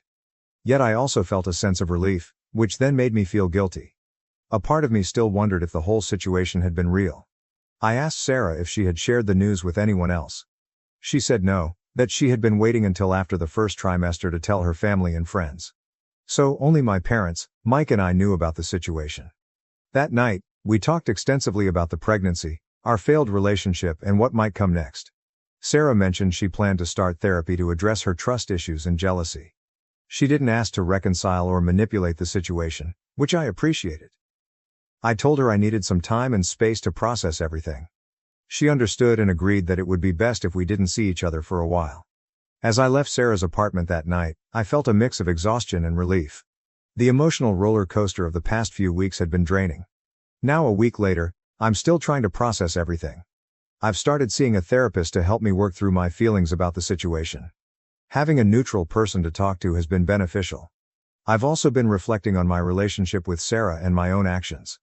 While I still stand by my decision to ask for proof of the pregnancy, I recognize there were moments when I could have communicated better or been more understanding of her insecurities. Sarah and I have exchanged a few texts since that night.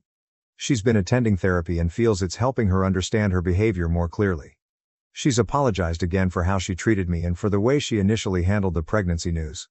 I'm uncertain about our future. Romantically, it seems unlikely we'll get back together given everything that's transpired.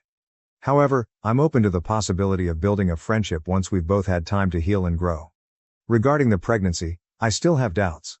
The medical documents appeared genuine, and the hospital confirmed the miscarriage. Yet, given our history, a part of me remains skeptical. For my own peace of mind, I've decided to accept that it was real and move forward. This experience has taught me valuable lessons about communication, trust, and the enduring impact of past actions on relationships. I'm trying to apply these lessons to become a better person and partner in the future. My parents and Mike have been incredibly supportive throughout this ordeal. They've listened, offered advice, and simply been there for me. I'm thankful for their strong support system. Looking back at my initial post, I can see how bewildered and unsettled I was. I still believe I was right to ask for proof, but I now understand why Sarah might have reacted the way she did. Fear and hormones can drive people to act out of character. In response to those who asked, no, I haven't shared the details with any of our mutual friends. Sarah and I agreed that it's a private matter and that spreading it would only stir up unnecessary drama and gossip. As for work, things have fortunately settled down. The tension with Emily and my other co-workers has eased, and I've focused on my projects, which has been a welcome distraction. I realize this update might not meet everyone's expectations. Life seldom follows neat, clear-cut paths. It's messy and often leaves us with more questions than answers. I'm still processing everything and know it will take time to fully come to terms with it. For now, I'm taking it one day at a time, concentrating on my personal growth and healing. I appreciate all the advice and support, it's been invaluable. If anything significant changes, I'll provide another update. For now, I'm focused on moving forward, learning from this experience, and working towards a better future. Update 2. I had hoped to conclude my story with the last update. It seemed like a somewhat decent ending, but life has a way of complicating things. It's been about 2 months since my last post, and my anger from everything that's happened hasn't subsided. Just when I thought the situation with Sarah couldn't get more complicated, I was proven wrong. After the miscarriage, Sarah and I had limited contact. We exchanged occasional texts, mostly with her updating me on her therapy progress and me responding politely. I was still working through everything and trying to move on. Work was going well. I'd immersed myself in a new project, which served as a welcome distraction. Relations with my co-workers, including Emily, had mostly returned to normal, and I was even starting to consider dating again, though I hadn't gone on any dates yet. Then, about 3 weeks ago, I received a call from an unfamiliar number. When I answered, a man's voice asked if I was my name. After I confirmed, he introduced himself as Robert and said we needed to talk about Sarah. My stomach sank. I asked who he was, and he revealed that he was Sarah's ex-boyfriend. Apparently, they had been together for a few weeks during a break Sarah and I had taken. I remember that break. It was after a particularly bad argument, and we had spent about 2 months apart. Robert contacted me to share some information he believed I needed to hear. We arranged to meet at a local bar the following evening. The next 24 hours were filled with anxiety as I considered the implications of what he might reveal. Despite my reluctance, I knew I had to face whatever was coming. When we met, Robert appeared surprisingly composed. He was about my age and seemed like an ordinary guy. He bought us a beer and got straight to the point. Sarah had lied to me. The baby wasn't mine, it was his. I felt like I had been punched in the stomach. Robert explained that he and Sarah had continued their relationship on and off even after Sarah and I had reconciled. Their last encounter had occurred about a week before Sarah and I broke up for good. He showed me text messages between him and Sarah from months earlier. In them, Sarah expressed her unhappiness with me and her fear of being alone, revealing that she had stayed in the relationship out of fear. The texts included her panicking about the pregnancy and her plans. One particularly shocking message from Sarah to Robert, dated just days before she came to me with the pregnancy claim, read, "I have a plan. I'm going to tell my name, the baby is his. He makes good money and he's always wanted kids. He'll take care of us." The realization that she had cheated on me and tried to manipulate me into raising another man's child was devastating. Robert, feeling guilty after the miscarriage, thought I deserved to know the truth. I thanked him for his honesty, though part of me wished I could go back to being ignorant. We finished our beers in silence, each lost in thought. Before leaving, Robert apologized for his role in the situation. I couldn't bring myself to hate him, as I appreciated his decision to come clean. After Robert left, I sat at the bar for a long time, trying to absorb what I had learned. The bartender, sensing my distress, gave me a free drink. I went home that night feeling numb, unable to eat or sleep. The following day, I called in sick to work. I needed time to process my emotions. I spent the day oscillating between anger and disbelief. How could Sarah have done this? How could she lie so comprehensively? And how had I been so blind? Reflecting on her previous accusations of cheating and her jealous outbursts, it became clear they were projections of her own behavior. After a day of contemplation, I knew I had to confront Sarah. I couldn't let this go unanswered. I texted her to arrange a meeting, which she likely thought was a routine check-in. We met at the same coffee shop where she had shown me the ultrasound pictures. As soon as she saw me, she knew something was amiss. Before she could speak, I laid everything out. The meeting with Robert, the text messages, and all the new information I had. At first, Sarah seemed poised to deny it, but then she broke down in tears, apologizing and saying she never intended for things to go this far. I asked how she could lie so deeply and attempt to trap me into raising a child that wasn't mine. She explained she was scared and desperate, hoping that if she could get me to accept the baby, everything would work out. I told her that what she had done was unforgivable. She had not only betrayed my trust in the worst way but also been willing to drag an innocent child into her deceit. Sarah pleaded for forgiveness, saying she would do anything to make amends, but I knew there was no fixing this. The trust between us was irrevocably shattered. I told her I never wanted to see or hear from her again and hoped she would continue therapy because she clearly needed help.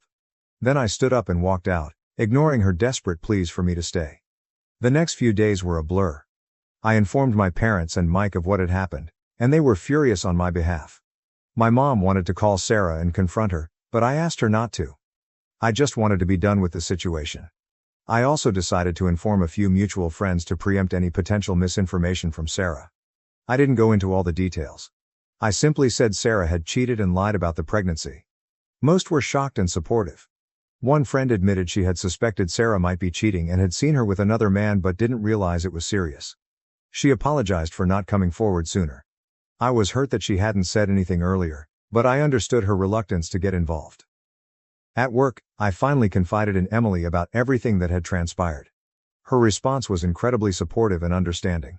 She admitted she had always felt something was off about Sarah but had held back from saying anything negative about my girlfriend. Through all this, Emily and I have grown closer, and I'm starting to see her in a new light. Who knows, there might be potential for something more in the future. Since our confrontation at the coffee shop, I haven't heard from Sarah. I've blocked her number and all her social media accounts. A mutual friend informed me that Sarah has moved back in with her parents and continues with therapy. Part of me hopes she gets the help she needs, but mostly, I just want her out of my life permanently.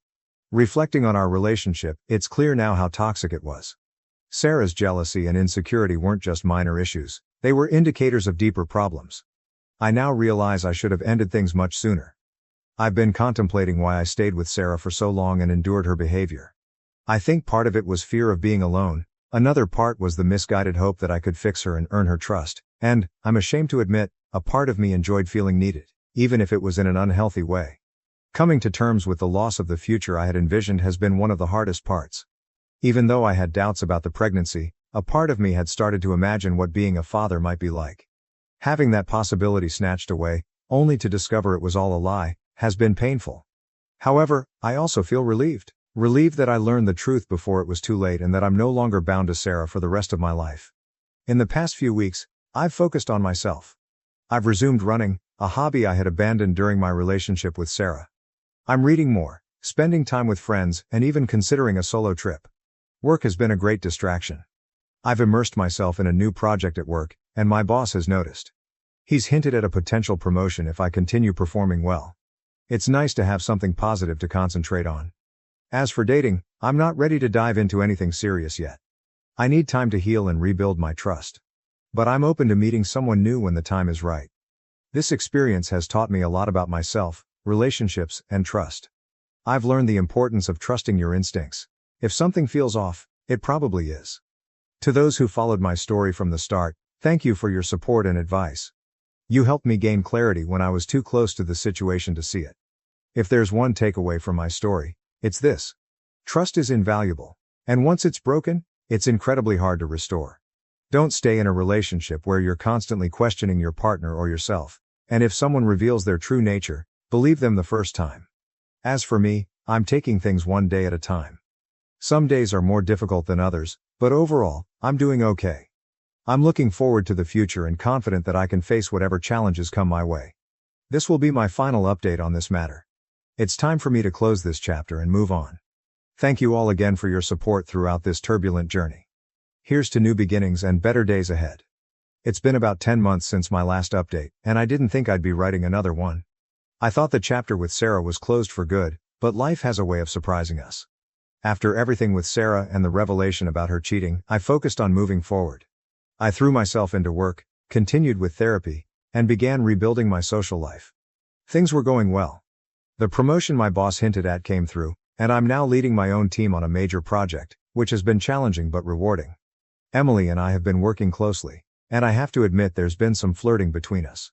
We haven't acted on it yet, partly because I'm wary of getting involved with a coworker after everything that happened with Sarah, but the attraction is definitely there.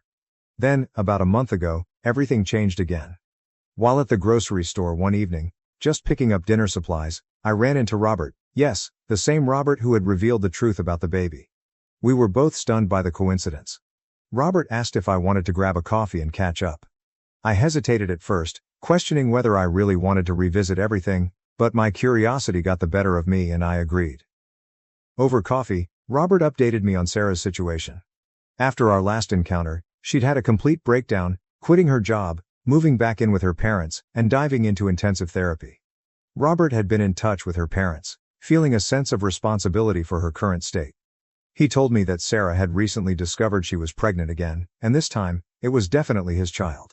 Although they weren't rekindling their relationship, Robert intended to co-parent with her. I was filled with anger. Why should Sarah get to have a baby after deceiving me about the last one? Yet I also felt a sense of relief, glad that I wasn't in Robert's position, tied to Sarah for the foreseeable future. Robert seemed genuinely excited about fatherhood but admitted he was anxious about co-parenting with Sarah given their complicated past. He mentioned that Sarah had made significant progress in therapy, addressing her trust issues and manipulative behavior, but he remained cautious. Before we parted ways, Robert hesitated and said, "There's something else you should know. Sarah's been asking about you and wants to apologize in person for everything she did." I told Robert I'd think it over but made no promises. In the days following, I couldn't shake the thoughts of what Robert had shared. I discussed it with my therapist, trying to navigate my emotions. On one hand, I had no obligation to meet Sarah or hear her out. Her actions had been unforgivable, and I had every right to keep her out of my life.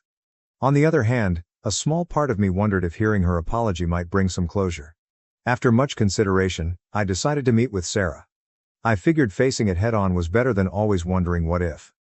I asked Robert to arrange the meeting, making it clear that this was a one-time occurrence. We met at a park on a Saturday. I chose a public park for our meeting, neutral ground to avoid any potential drama. When Sarah arrived, I noticed how different she looked, smaller and less confident.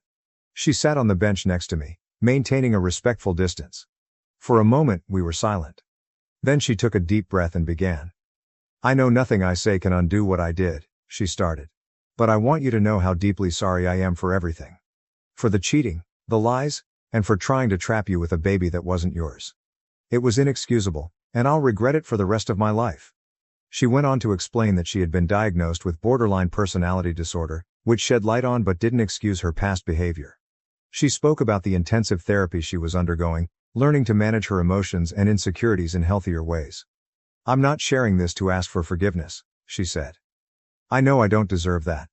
I just wanted you to know that I understand how much I hurt you, and I'm doing everything I can to ensure I never treat anyone that way again." After she finished, I took a moment to collect my thoughts. I told her that while I appreciated her apology, forgiveness wasn't something I could offer, at least not yet. The wounds were still too fresh, and the betrayal too profound. However, I did express hope that she would continue her therapy and work on becoming a better person, especially now that she was going to be a mother. Sarah nodded, thanking me for listening and agreeing to meet. As she got up to leave, she paused and said, "I truly am happy for you. Robert told me about your promotion and about Emily. I hope things work out for you. You deserve to be happy." With that, she walked away. I remained on that bench for a long time, reflecting on what had just happened.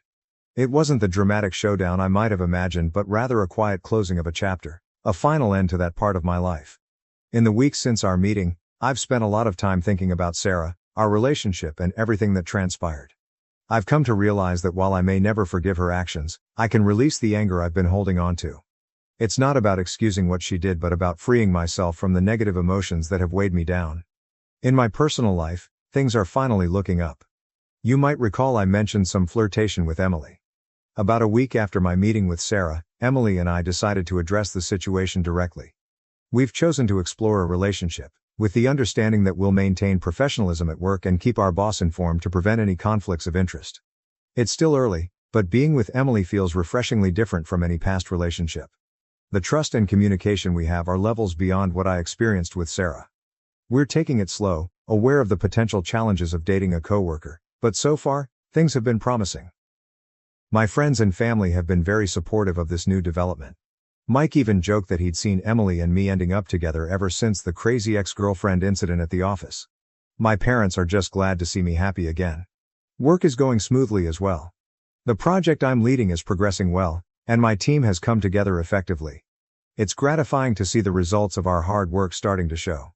Regarding Sarah and Robert, I've chosen to keep my distance. Robert occasionally updates me, which I appreciate, but I've made it clear that I don't want to be involved in their lives. I wish them well, particularly for the sake of their child, but that chapter is firmly closed for me.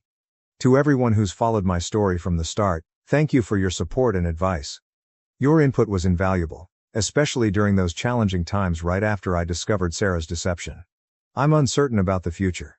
My relationship with Emily is still new and its direction remains to be seen. My career is on an upward path, but I know there will be hurdles ahead.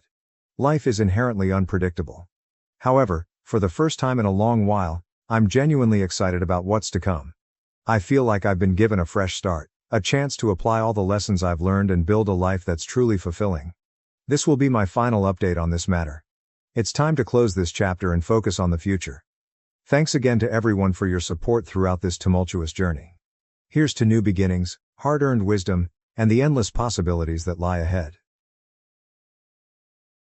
Ex-wife cheated with golden child brother and had his child. Now, my family, which has always hated me, begs for money after my promotion. My ex-wife cheated on me with my golden child brother and had his baby. Now, my family, who always despised me, is begging for money after my recent promotion. I, a 29-year-old man, divorced my 27-year-old wife 2 months ago. She had been having an affair with my estranged brother, also 27, and 4 months ago I discovered the truth when she revealed her pregnancy. She initially tried to convince me that the baby was ours, but my brother's frequent visits made me suspicious. I decided to check her phone, confronted her with the evidence, and she confessed to the affair, having no other choice. My family and I had been estranged since I left home at 18. They always treated me like an outsider, while my brother was the golden child.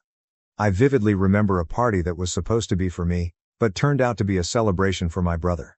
When I confronted my parents about it, they told me they didn't want my brother to feel left out after my acceptance letter and that I should focus on uplifting him instead. That moment broke me and I vowed never to return to them. I put myself through college with loans and a job, then rented a small apartment with a friend after graduation. I never spoke to my parents during this time, and they didn't reach out to me either. Last year, my brother contacted me online, asking if I wanted to reconnect with him and our parents, who supposedly missed me. A lot had changed since I left home, including my marriage to my ex-wife 2 years ago. Despite my comfortable life, I hadn't moved on from my family's past treatment, so I agreed to meet them. Our initial reunion was awkward and uncomfortable, but they seemed to be making an effort to mend our relationship, so I felt obliged to reciprocate. I invited them to my home, which turned out to be my first mistake, as it introduced my brother to my ex.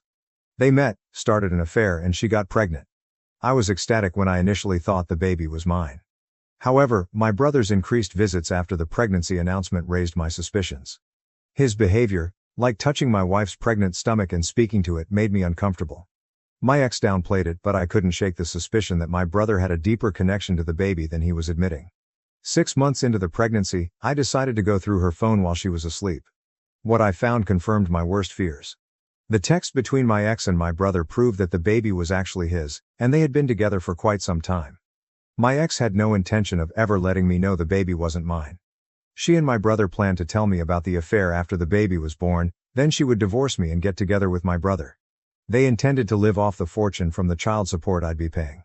The next morning, I confronted her about the texts. Although she tried to deny it at first, she eventually confessed. That marked the end of our 2-year marriage. Naturally, my parents sided with my brother and my ex.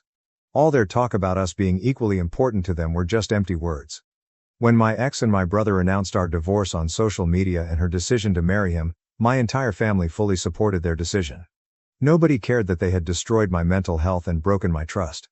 My ex had lied to me for 6 months, making me believe the baby was mine. It felt like I had lost not just my wife, but also my child, and it hurt immensely. My parents told me that this was for the best and refused to acknowledge that my brother had wronged me. They even suggested that I should be happy for my ex and brother and join the celebrations. Once again, I cut them out of my life, which complicated my divorce. My ex-wife walked away with a huge settlement sum in my car, All because my family sided with her during the divorce proceedings since she was with my brother now. She and her lawyer fabricated a story about how I was toxic and controlling, and how I had forced her to quit her job, even though it was her own choice. My family backed up their claims, saying they had cut me off because of my misogynistic attitude and temper tantrums. With the evidence stacked against me, I lost a lot of money in the divorce, but thankfully, I got to keep the house. When the divorce was finalized, I was just relieved that I was done with this mess and wouldn't have to deal with these horrible people ever again. Fortunately, there's no waiting period for a divorce where I live and my ex-wife didn't contest it, so I was able to wrap it up quickly and move on with my life. It was tough to forget everything, but I immersed myself in work and pushed myself to improve, hoping to move on from this nasty episode as quickly as possible. That paid off, as I got a promotion with a better position, higher salary, and a better company car. The works basically. I couldn't have been happier, so I decided to treat myself to a solo dinner at one of my favorite restaurants.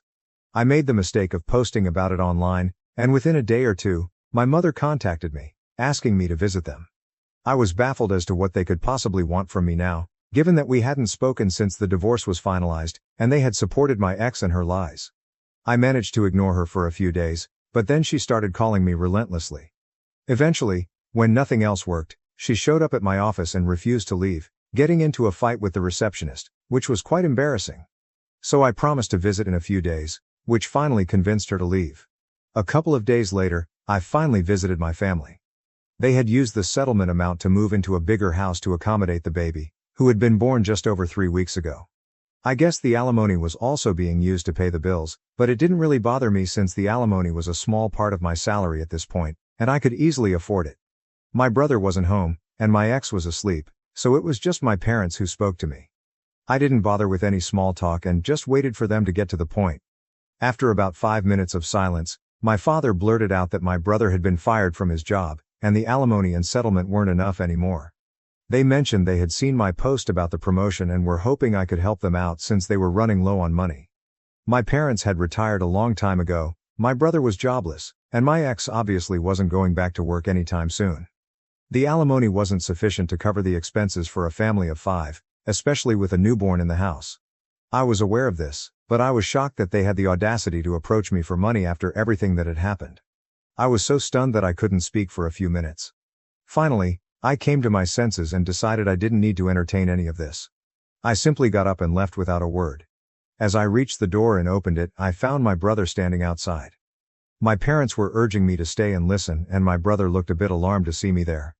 I still didn't say anything and continued to leave. It was raining heavily, and the short walk to my car parked outside their lawn left me completely drenched, worsening my already terrible mood. This is where I might have been at fault because my parents and brother followed me, and while I was looking for my keys in my pocket, they decided to ask for help one last time. This time, it was my brother who made the plea. He's always been smug and arrogant, a direct result of our parents' favoritism, so it was strange to see him asking me for help. It must have been difficult for him, so they were definitely honest about their dire situation. Anyway, I lost my cool and ended up telling them to leave me alone and that they could beg on the streets if they were that desperate for cash, since a stranger who knew nothing about them was more likely to pity their condition than I was. Having said that, I got in my car and drove away, leaving them in the rain. I'm not going to lie. It was pretty satisfying to do that to my family since they had done nothing but mistreat me my whole life. It's been a couple of days since that incident and now I'm second-guessing myself. My mother has been texting me non-stop, and I feel so guilty for not helping them out. I know I have a lot, and sending them a little money wouldn't hurt me, but after everything that's happened, it feels like I'm being used. Frankly, I decided not to help them out. It was a big deal for me since I felt terribly guilty about abandoning them, but then I realized they had been doing that to me my entire life. Even during the divorce, they threw me under the bus, so why should I hesitate to do the same to them? I told my mother to stop pestering me, or I'd be forced to get my lawyers involved, and it wouldn't end well for them. Naturally, that irked them, so my brother showed up at my house a few days ago to talk. He said he felt sorry for how I'd been treated during our childhood but couldn't help that he was inherently better than me, which is why he got preferential treatment. He also said I should stop being weird with our parents and just help them out since they're in a tough spot, instead of holding grudges like a child. I laughed in his face because of how demented he sounded. I told him that instead of trying to put me down and manipulate me into helping, he should probably be out looking for a job. That touched a nerve, and he started yelling about how I was just jealous that our parents and even my ex-wife preferred him over me, and that I was taking revenge by refusing to give them money. I didn't bother to fight back and just agreed, saying that all I was doing was getting revenge, and there wasn't much he could do about it. He got super pissed off and threatened to come after me and force me to cough up the money, saying I'd regret ever speaking to him that way. Honestly, I'm not taking any of that seriously. He can try to scare me all he wants, but it's just not going to work because I know he's not capable of doing anything to me. I'm unbothered. A few days ago my brother visited me and tried to convince me to help them, but he was unsuccessful. My parents had already tried in the past, and it didn't work out for them either. This time, my ex decided to call me up and speak to me. I was skeptical about answering, but I decided to pick up because if I didn't they'd probably visit again and waste more of my time. So I spoke to her, and it was astonishing how entitled and cruel these people could be. She started very politely, explaining that, as I already knew, she and her family were struggling with money. While she acknowledged that I had no obligation to help them after everything they'd put me through, she still wanted me to consider being the bigger person. She tried to evoke sympathy by reminding me that my parents had paid for everything while I was growing up and that she had tried her best to be a good wife. Sure, except for the part where my parents didn't care about me and always preferred my brother, and she ended up cheating on me with the same brother I used to complain about. That didn't work at all, and I told her that while I felt bad about their situation, I was already spending a lot of unnecessary money paying her alimony, which she technically didn't even deserve since she cheated on me but managed to get because my family had no problem lying and making me the villain for their gain. She started sobbing on the call and told me that I was being selfish and heartless, which was just ironic. When I still refused to help, she said my brother was right and that I'd left her no choice but to get the law involved, threatening to demand higher alimony and drag me to court to humiliate me once again. Honestly, I'd like to see them try. The first time around, I was so emotionally drained and depressed that I didn't even bother fighting back or trying to prove them wrong. I just gave in and agreed to pay the alimony without attempting to disprove their claims. I was never toxic or controlling or any of the things they claimed, so she had no reason to cheat on me and didn't deserve a single dollar from the divorce. But whatever, I didn't care back then and just wanted to get the divorce over with, regardless of the financial impact. This time though, I'm ready to fight and make sure my family learns the lesson of a lifetime. In a shocking turn of events, my ex-wife followed through and actually filed for a higher amount of alimony, citing my recent promotion. But this time, I wasn't letting things slide. I got all our mutual friends involved, explaining everything that was happening and filling them in on the past, since most of them only knew we had separated without knowing the real reason. They were obviously very shocked, and I asked if they'd testify against my ex-wife if needed. They agreed readily. I also told my lawyer that I wanted to discontinue the alimony altogether since she didn't deserve it. I spent the past few days gathering all the evidence I could find of my parents and brother being horrible people who never treated me like an equal and are now hounding me for money because of my promotion. I'd had enough and needed to get rid of these parasites once and for all, so I wasn't going to consider their feelings at all.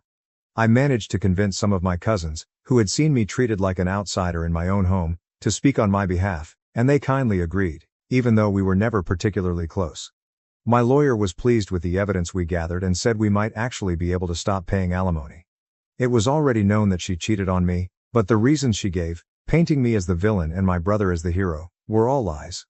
Even though I hadn't fought back the last time, I was determined to set the record straight this time, and I did. My family had nothing to say when I presented several video testimonials from friends and a couple of relatives, proving that everything my family had said was a lie and that I wasn't the person they made me out to be. They probably thought they'd be let off the hook as easily as before, but I wasn't emotionally fragile anymore. Honestly, everything they put me through made me a lot stronger. Yesterday, it was finalized that I no longer have to pay my ex any alimony, thanks to the new information that came to light. I was probably the happiest man on earth when I realized it was finally over. Seeing the smug look wiped off my family's faces and my ex on the verge of tears was incredibly satisfying. But honestly, I couldn't care less about her crying anymore. I was just done with the whole ordeal. I thought I'd go home, treat myself to some great takeout, and enjoy a movie, but of course, my family had to do everything in their power to ruin my happiness. I was only a few yards from my house when I noticed my brother's car parked right outside. Confused about why he'd be there, I still went inside, only to find my family standing outside my door, blocking my way in. I was taken aback and didn't know what to say, but decided to act unbothered and told them to get off my property or I'd call the police. That's when my dad spoke up, telling me I should be ashamed of myself for what I'd done. He lectured me about having no sense of responsibility towards my family and accused me of betrayal for not helping them when they needed it most. When he finished, I refused to engage or respond, standing there silently.